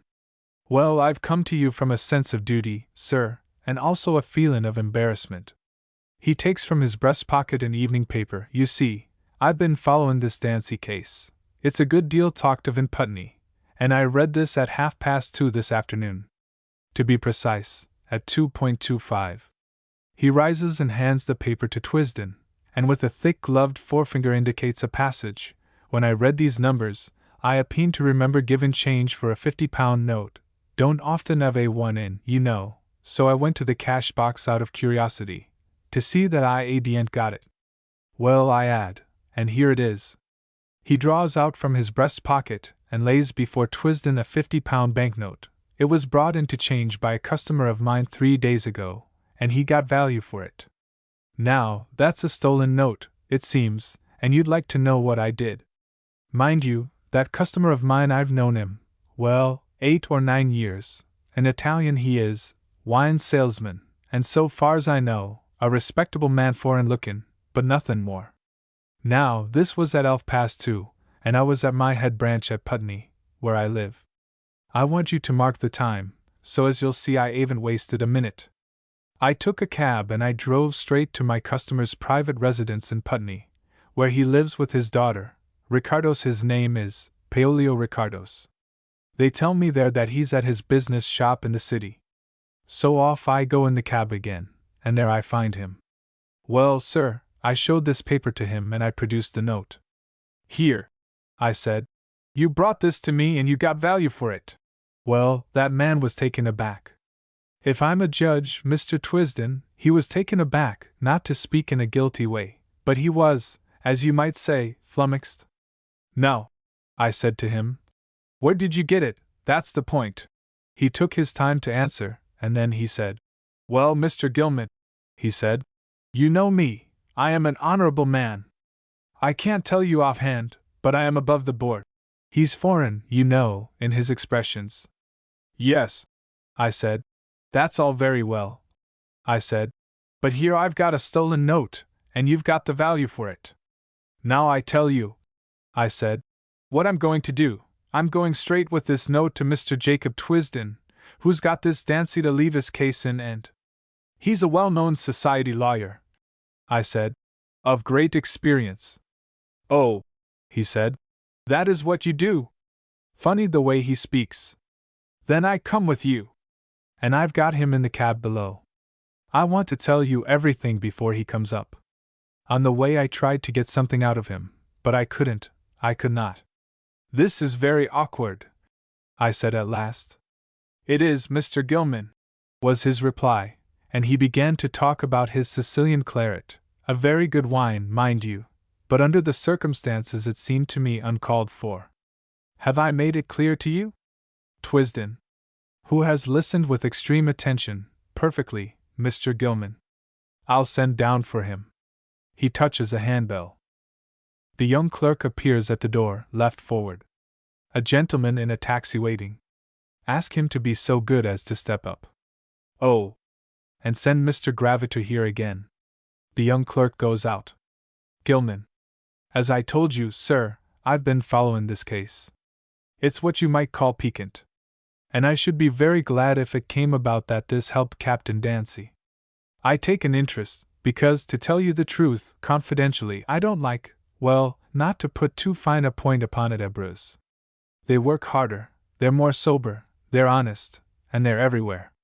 I've nothing against them, but the fact is, they get on so. Twisden. Cocking an eye, a thorn in the flesh, Mr. Gilman. Gilman. Well, I prefer my own countrymen, and that's the truth of it.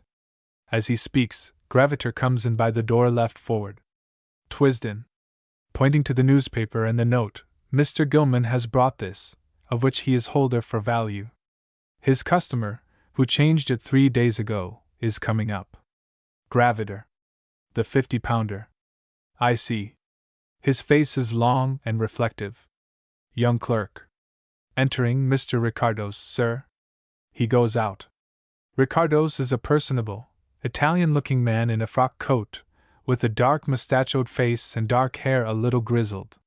He looks anxious, and bows. Twisden. Mr. Ricardos? My name is Jacob Twisden. My partner. Holding up a finger, as Ricardos would speak, Mr. Gilman has told us about this note.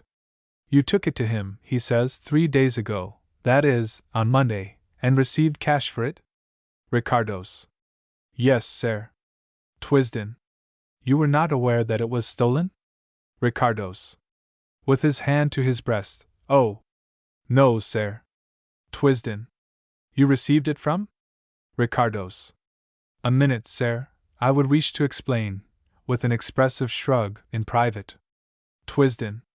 Nodding, Mr. Gilman, your conduct has been most prompt. You may safely leave the matter in our hands, now. Kindly let us retain this note, and ask for my cashier as you go out and give him, he writes, this. He will reimburse you. We will take any necessary steps ourselves. Gilman. In slight surprise, with modest pride, well, sir, I'm in your hands. I must be guided by you, with your experience. I'm glad you think I acted rightly. Twisden. Very rightly, Mr. Gilman, very rightly. Rising, good afternoon. Gilman. Good afternoon, sir. Good afternoon, gentlemen. To Twisden, I'm sure I'm very happy to have made your acquaintance, sir. It's a well-known name.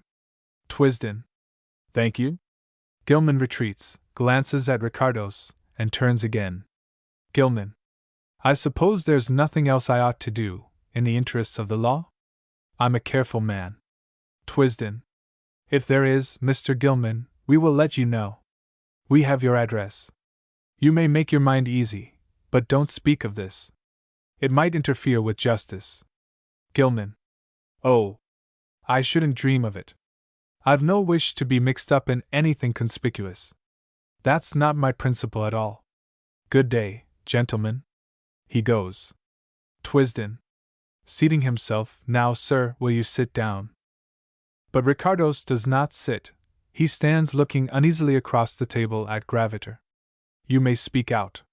Ricardos. Well, Mr. Twisden and sir, this matter is very serious for me, and very delicate. It concerns my honor. I am in a great difficulty. Twisden. When in difficulty, complete frankness, sir. Ricardos. It is a family matter, sir. Twisden. Let me be frank with you. Telling his points off on his fingers, we have your admission that you changed this stop note for value. It will be our duty to inform the Bank of England that it has been traced to you. You will have to account to them for your possession of it. I suggest to you that it will be far better to account frankly to us. Ricardos.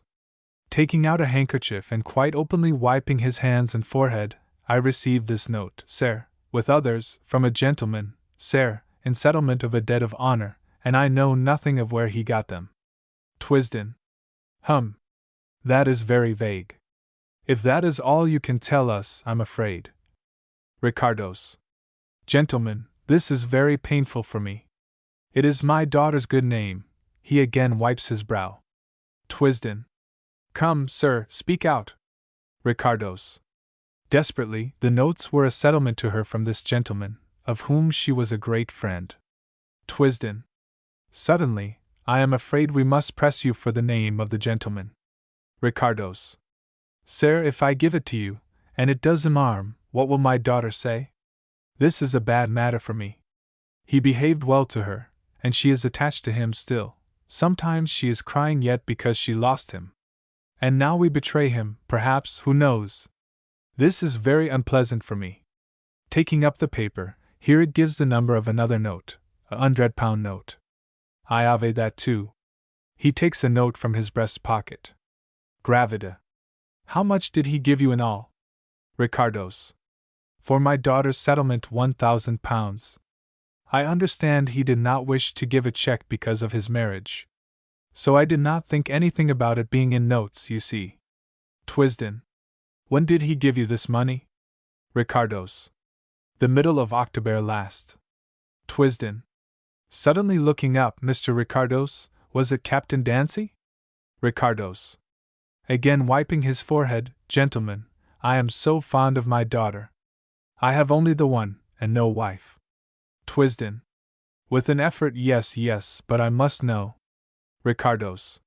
Sir, if I tell you, will you give me your good word that my daughter shall not hear of it? Twisden. So far as we are able to prevent it, certainly. Ricardos. Sir, I trust you. It was Captain Dancy.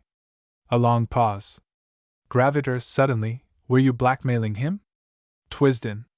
Holding up his hand, my partner means, did you press him for this settlement? Ricardos. I did think it my duty to my daughter to ask that he make compensation to her. Twisden. With threats that you would tell his wife? Ricardos. With a shrug, Captain Dancy was a man of honor. He said, "Of course I will do this." I trusted him. And a month later I did remind him, and he gave me this money for her. I do not know where he got it. I do not know. Gentlemen, I have invested it all on her, every penny except this note, for which I had the purpose to buy her a necklace.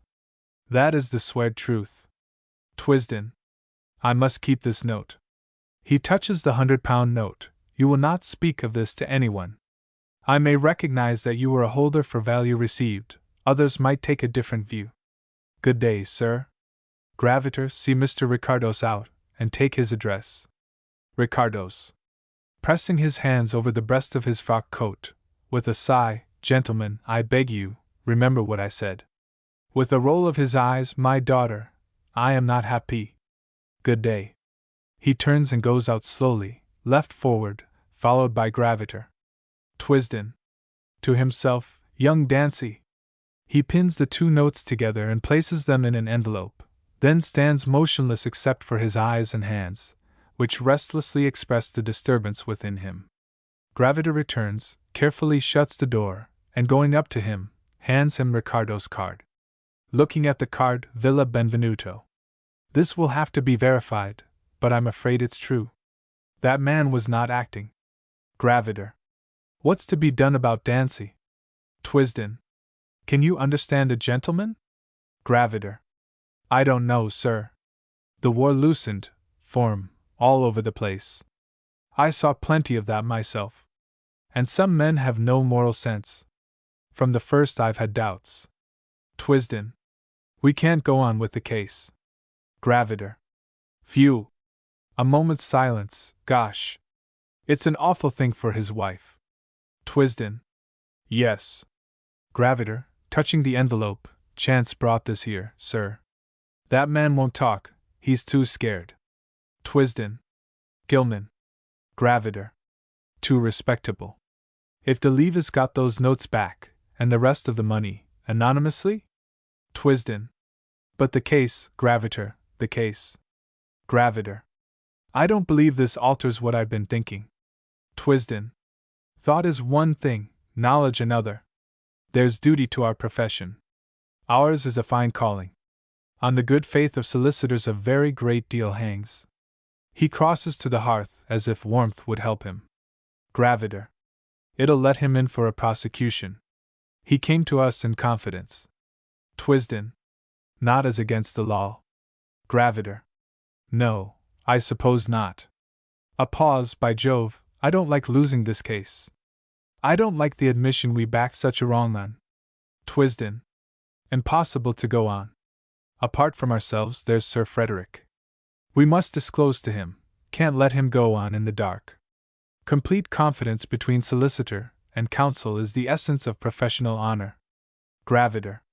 What are you going to do then, sir? Twisden. See Dancy at once. Get him on the phone. Graviter. Taking up the telephone, get me Captain Dancy's flat. What?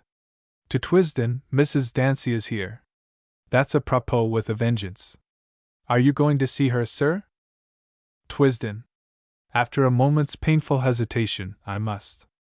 Graviter. Telephoning, bring Mrs. Dancy up. He turns to the window.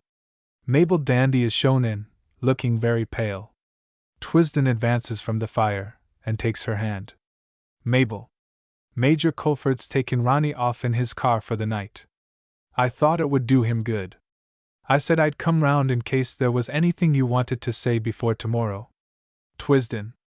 Taken aback, where have they gone? Mabel. I don't know, but he'll be home before 10 o'clock tomorrow. Is there anything? Twisden. Well, I'd like to see him before the court sits. Send him on here as soon as he comes. Mabel. With her hand to her forehead, oh! Mr. Twisden, when will it be over? My head's getting awful sitting in that court. Twisden.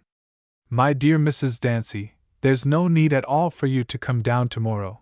Take a rest and nurse your head. Mabel. Really and truly? Twisden. Yes, it's the very best thing you can do. Graviter turns his head, and looks at them unobserved. Mabel. How do you think it's going? Twisden. It went very well today, very well indeed. Mabel. You must be awfully fed up with us. Twisden. My dear young lady, that's our business. He takes her hand. Mabel's face suddenly quivers. She draws her hand away, and covers her lips with it. There, there. You want a day off badly. Mabel. I'm so tired of. Thank you so much for all you're doing. Good night. Good night, Mr. Graviter. Graviter. Good night, Mrs. Dancy. Mabel goes. Graviter. Ju know, I believe she knows. Twisden. No, no. She believes in him implicitly. A staunch little woman. Poor thing. Gravita. Hasn't that shaken you, sir? It has me. Twisden. No, no. I can't go on with the case. It's breaking faith. Get Sir Frederick's chambers. Graviter. Telephoning, and getting a reply, looks round at Twisden. Yes? Twisden. Ask if I can come round and see him. Graviter. Telephoning, can Sir Frederick spare Mr. Twisden a few minutes now if he comes round? Receiving reply, he's gone down to Brighton for the night. Twisden. What hotel? Graviter. Telephoning, what's his address? What? To Twisden, the Bedford. Twisden. I'll go down. Graviter. Telephoning, thank you. All right. He rings off. Twisden. Just look out the train's down and up early tomorrow. Graviter takes up an ABC, and Twisden takes up the Ricardo's card. Twisden. Send to this address in Putney. Verify the fact that Ricardo's has a daughter, and give me a trunk call to Brighton. Better go yourself, Graviter. If you see her, don't say anything, of course, invent some excuse. Graviter nods. I'll be up in time to see Dancy. Graviter. By George. I feel bad about this. Twisden. Yes. But professional honor comes first. What time is that train? He bends over the ABC. Curtain. Scene 2. The same room on the following morning at 10:25 by the grandfather clock. The young clerk is ushering in Dancy, whose face is perceptibly harder than it was 3 months ago, like that of a man who has lived under great restraint. Dancy. He wanted to see me before the court sat. Young clerk. Yes, sir. Mr. Twisden will see you in 1 minute. He had to go out of town last night. He prepares to open the waiting room door. Dancy. Were you in the war? Young clerk. Yes. Dancy. How can you stick this? Young clerk. With a smile, my trouble was to stick that, sir. Dancy. But you get no excitement from year's end to year's end. It'd drive me mad. Young clerk. Shyly, a case like this is pretty exciting. I'd give a lot to see us win it. Dancy. Staring at him. Why?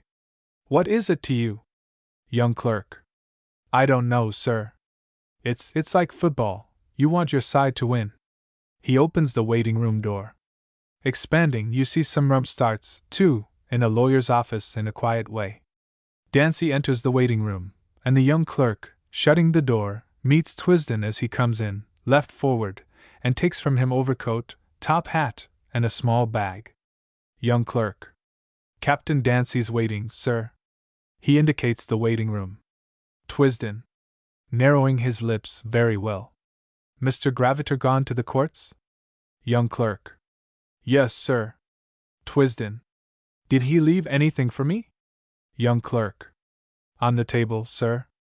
Twisden. Taking up an envelope, thank you. The clerk goes. Twisden. Opening the envelope and reading. All corroborates.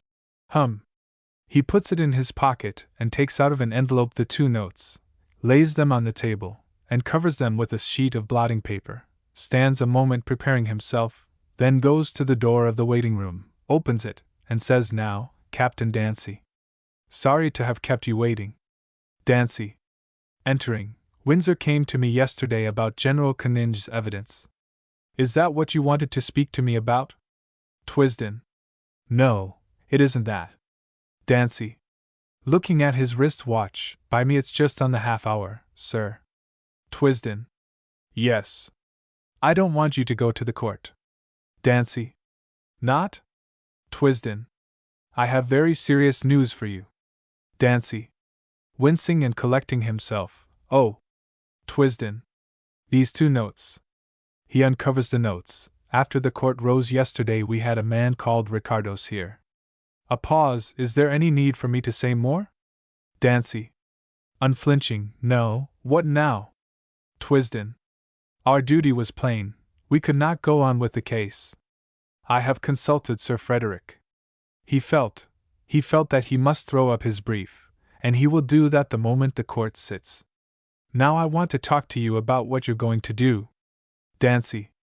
That's very good of you, considering. Twisden. I don't pretend to understand, but I imagine you may have done this in a moment of reckless bravado, feeling, perhaps, that as you gave the mare to Delevis, the money was by rights as much yours as his. Stopping Dancy, who is about to speak, with a gesture.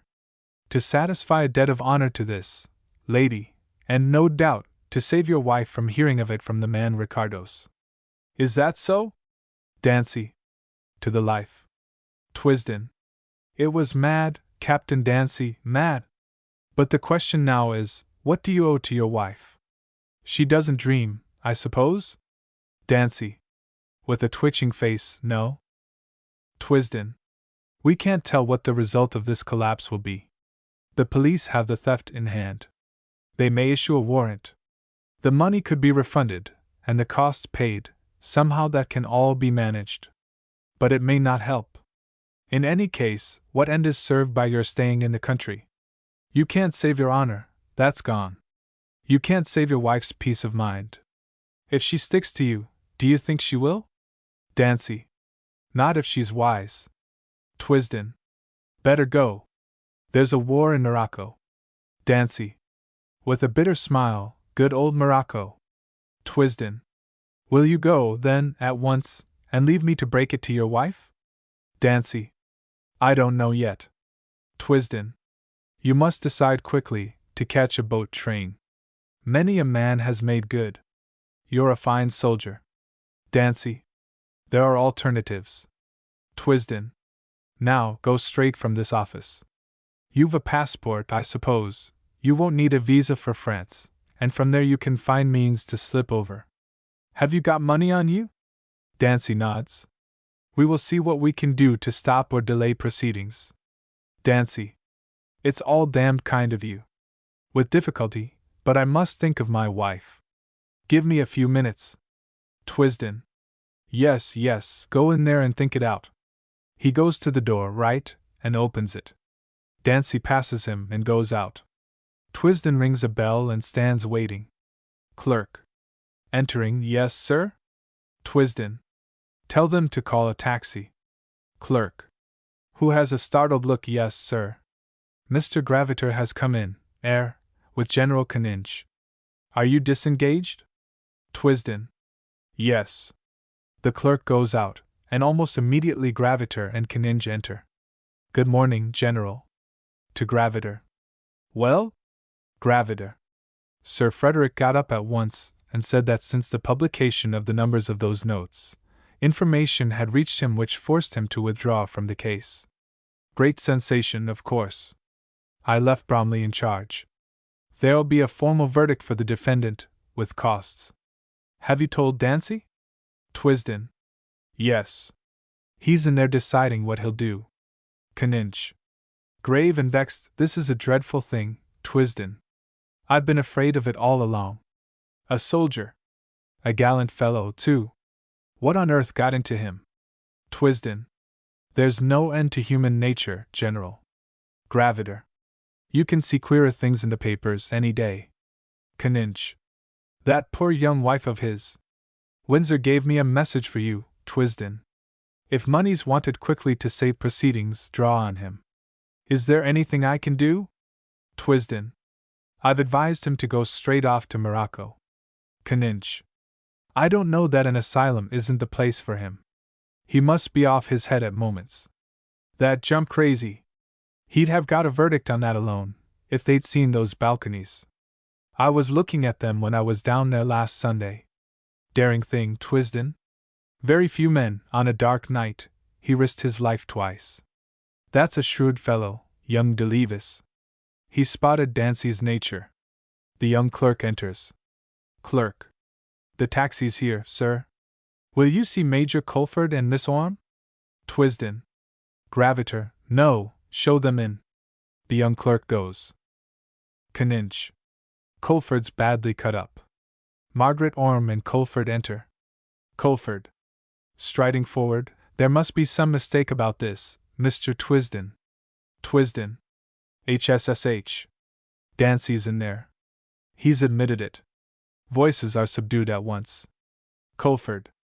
What? With emotion, if it were my own brother, I couldn't feel it more. But damn it!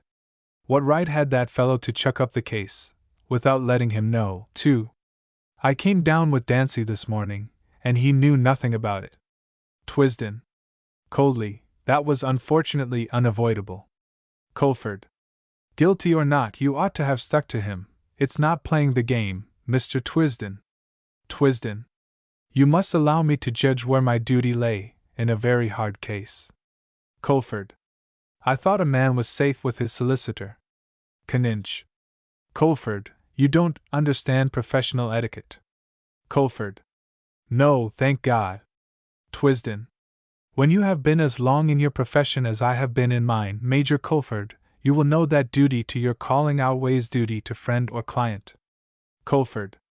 But I serve the country. Twisden. And I serve the law, sir. Caninch. Graviter, give me a sheet of paper. I'll write a letter for him.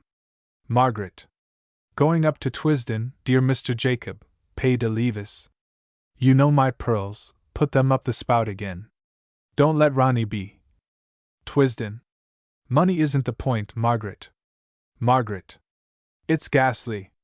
It really is. Culford. I'm going in to shake hands with him. He starts to cross the room. Twisden. Wait. We want him to go straight off to Morocco. Don't upset him. To Culford and Margaret, I think you had better go.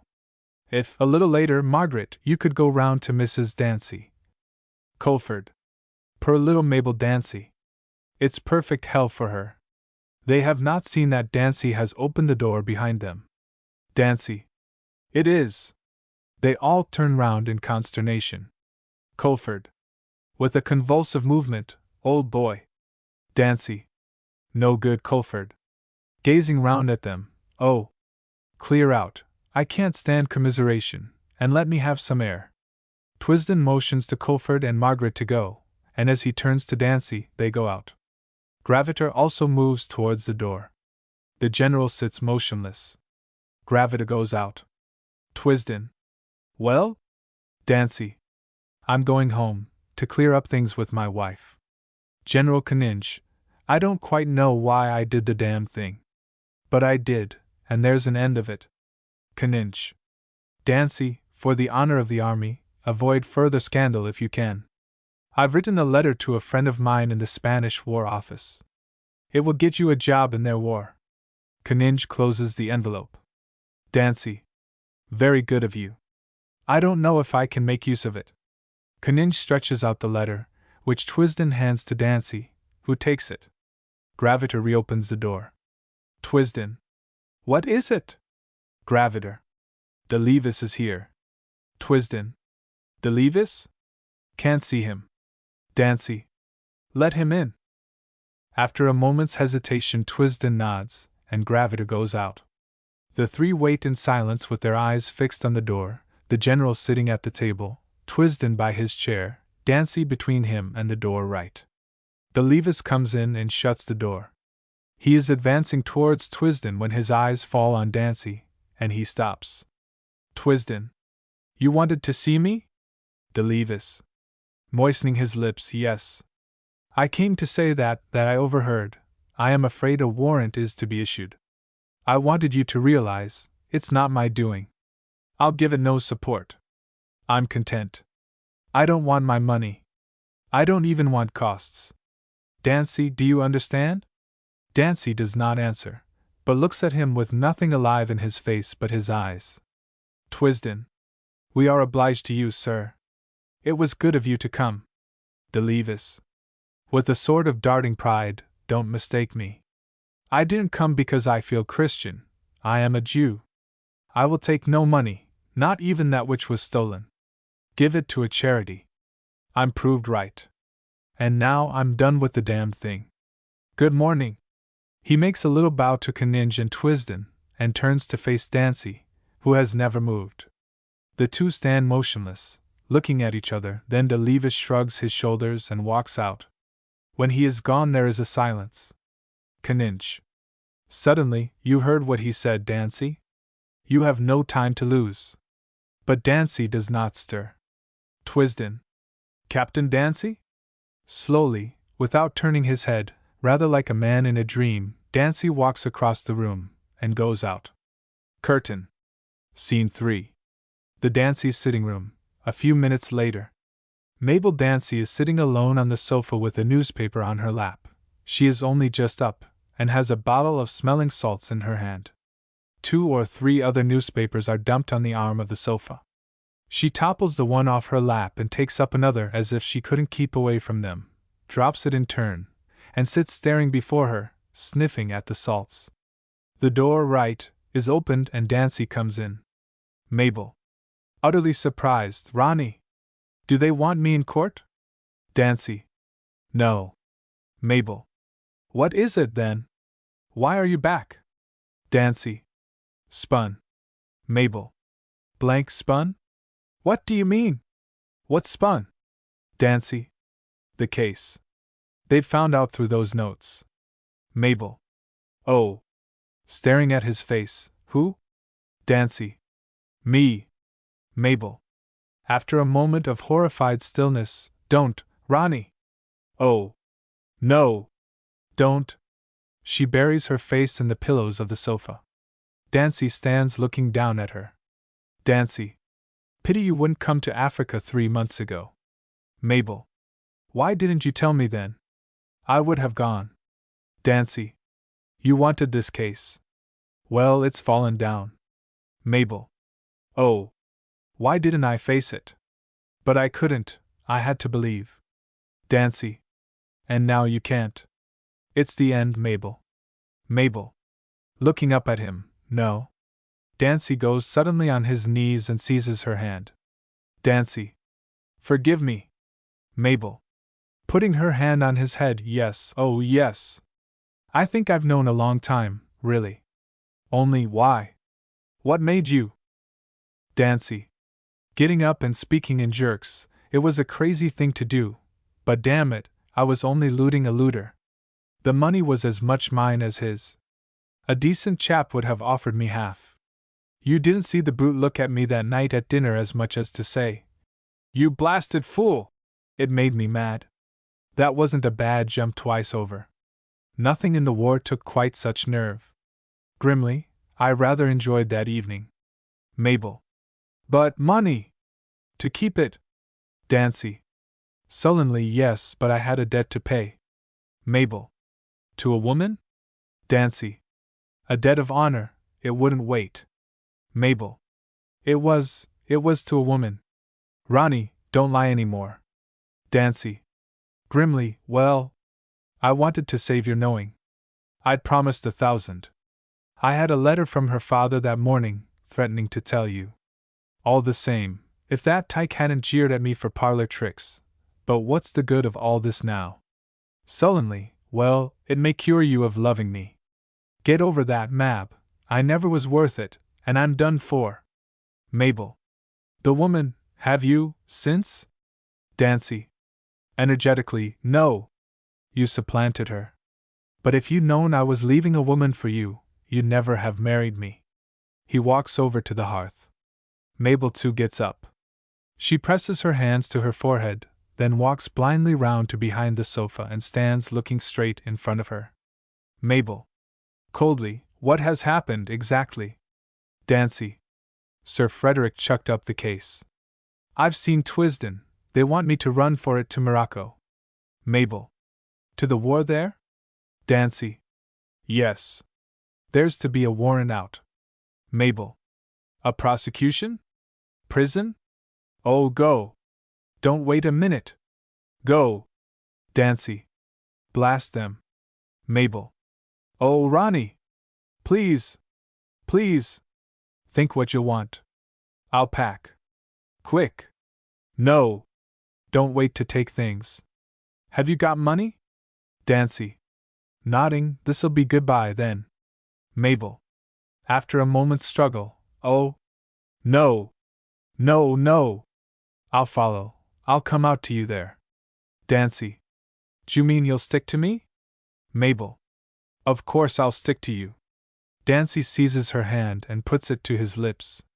The bell rings. Mabel. In terror, who's that? The bell rings again. Dancy moves towards the door. No! Let me! She passes him and steals out to the outer door of the flat, where she stands listening. The bell rings again. She looks through the slit of the letterbox. While she is gone, Dancy stands quite still, till she comes back. Mabel. Through the letterbog, I can see, it's police. Oh. God. Ronnie. I can't bear it. Dancy. Heads up, Mab. Don't show the brutes. Mabel. Whatever happens, I'll go on loving you. If it's prison, I'll wait. Do you understand? I don't care what you did, I don't care. I'm just the same. I will be just the same when you come back to me. Dancy. Slowly, that's not in human nature. Mabel. It is. It's in me. Dancy. I've crocked up your life. Mabel. No, no. Kiss me. A long kiss, till the bell again startles them apart, and there is a loud knock. Dancy. They'll break the door in. It's no good, we must open. Hold them in check a little. I want a minute or two. Mabel. Clasping him, Ronnie. Oh, Ronnie. It won't be for long, I'll be waiting. I'll be waiting, I swear it. Dancy. Steady, Mab. Putting her back from him, now. He opens the bedroom door, left, and stands waiting for her to go. Summoning up her courage, she goes to open the outer door. A sudden change comes over Dancy's face. From being stony it grows almost maniacal. Dancy. Under his breath, no. No. By God. No. He goes out into the bedroom, closing the door behind him. Mabel has now opened the outer door, and disclosed Inspector Deedy and the young constable who were summoned to Meldon Court on the night of the theft, and have been witnesses in the case. Their voices are heard. Mabel. Yes? Inspector. Captain Dancy in, madam? Mabel. I am not quite sure. I don't think so. Inspector. I wish to speak to him a minute. Stay here, Grover. Now, madam. Mabel. Will you come in while I see? She comes in, followed by the inspector. Inspector. I should think you must be sure, madam. This is not a big place. Mabel. He was changing his clothes to go out. I think he has gone. Inspector. What's that door? Mabel. To our bedroom. Inspector. Moving towards it, he'll be in there then. Mabel. What do you want, Inspector? Inspector. Melting, well, madam, it's no use disguising it. I'm exceedingly sorry, but I've a warrant for his arrest. Mabel. Inspector. Inspector. I'm sure I've every sympathy for you, madam, but I must carry out my instructions. Mabel. And break my heart? Inspector. Well, madam, we're not allowed to take that into consideration. The law's the law. Mabel. Are you married? Inspector. I am. Mabel. If your wife. The inspector raises his hand, deprecating. Speaking low, just half an hour. Couldn't you? It's 2 lives, 2 whole lives. We've only been married 4 months. Come back in half an hour. It's such a little thing, nobody will know. Nobody. Won't you? Inspector. Now, madam, you must know my duty. Mabel. Inspector, I beseech you, just half an hour. Inspector. No, no, don't you try to undermine me. I'm sorry for you. But don't you try it. He tries the handle, then knocks at the door. Dancy's voice. 1 minute. Inspector. It's locked. Sharply, is there another door to that room? Come now. The bell rings. Moving towards the door left, to the constable. Who's that out there? Constable. A lady and gentleman, sir. Inspector. What lady and stand by, Grover? Dancy's voice. All right. You can come in now. There is the noise of a lock being turned. And almost immediately the sound of a pistol shot in the bedroom. Mabel rushes to the door, tears it open, and disappears within, followed by the inspector, just as Margaret Orme and Culford come in from the passage, pursued by the constable. They, too, all hurry to the bedroom door and disappear for a moment. Then Culford and Margaret reappear, supporting Mabel, who faints as they lay her on the sofa. Culford takes from her hand an envelope, and tears it open. Culford. It's addressed to me. He reads it aloud to Margaret in a low voice. Dear Culford, this is the only decent thing I can do. It's too damned unfair to her. It's only another jump. A pistol keeps faith. Look after her, Culford, my love to her, and you. Margaret gives a sort of choking sob, then, seeing the smelling bottle, she snatches it up, and turns to revive Mabel. Culford. Leave her. The longer she's unconscious, the better. Inspector. Re-entering, this is a very serious business, sir. Culford. Sternly, yes, Inspector, you've done for my best friend. Inspector. Aye, sir? He shot himself. Culford. Harakiri. Inspector. Beg pardon? Culford. He points with the letter to Mabel, for her sake, and his own. Inspector. Putting out his hand, I'll want that, sir. Culford. Grimly, you shall have it read at the inquest. Till then, it's addressed to me, and I stick to it. Inspector. Very well, sir. Do you want to have a look at him? Culford passes quickly into the bedroom, followed by the inspector. Margaret remains kneeling beside Mabel. Culford comes quickly back. Margaret looks up at him. He stands very still. Culford. Neatly, through the heart. Margaret, wildly, keeps faith.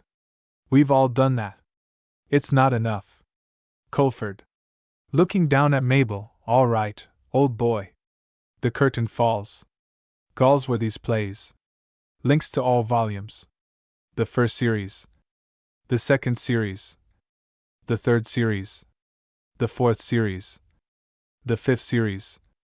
The sixth series.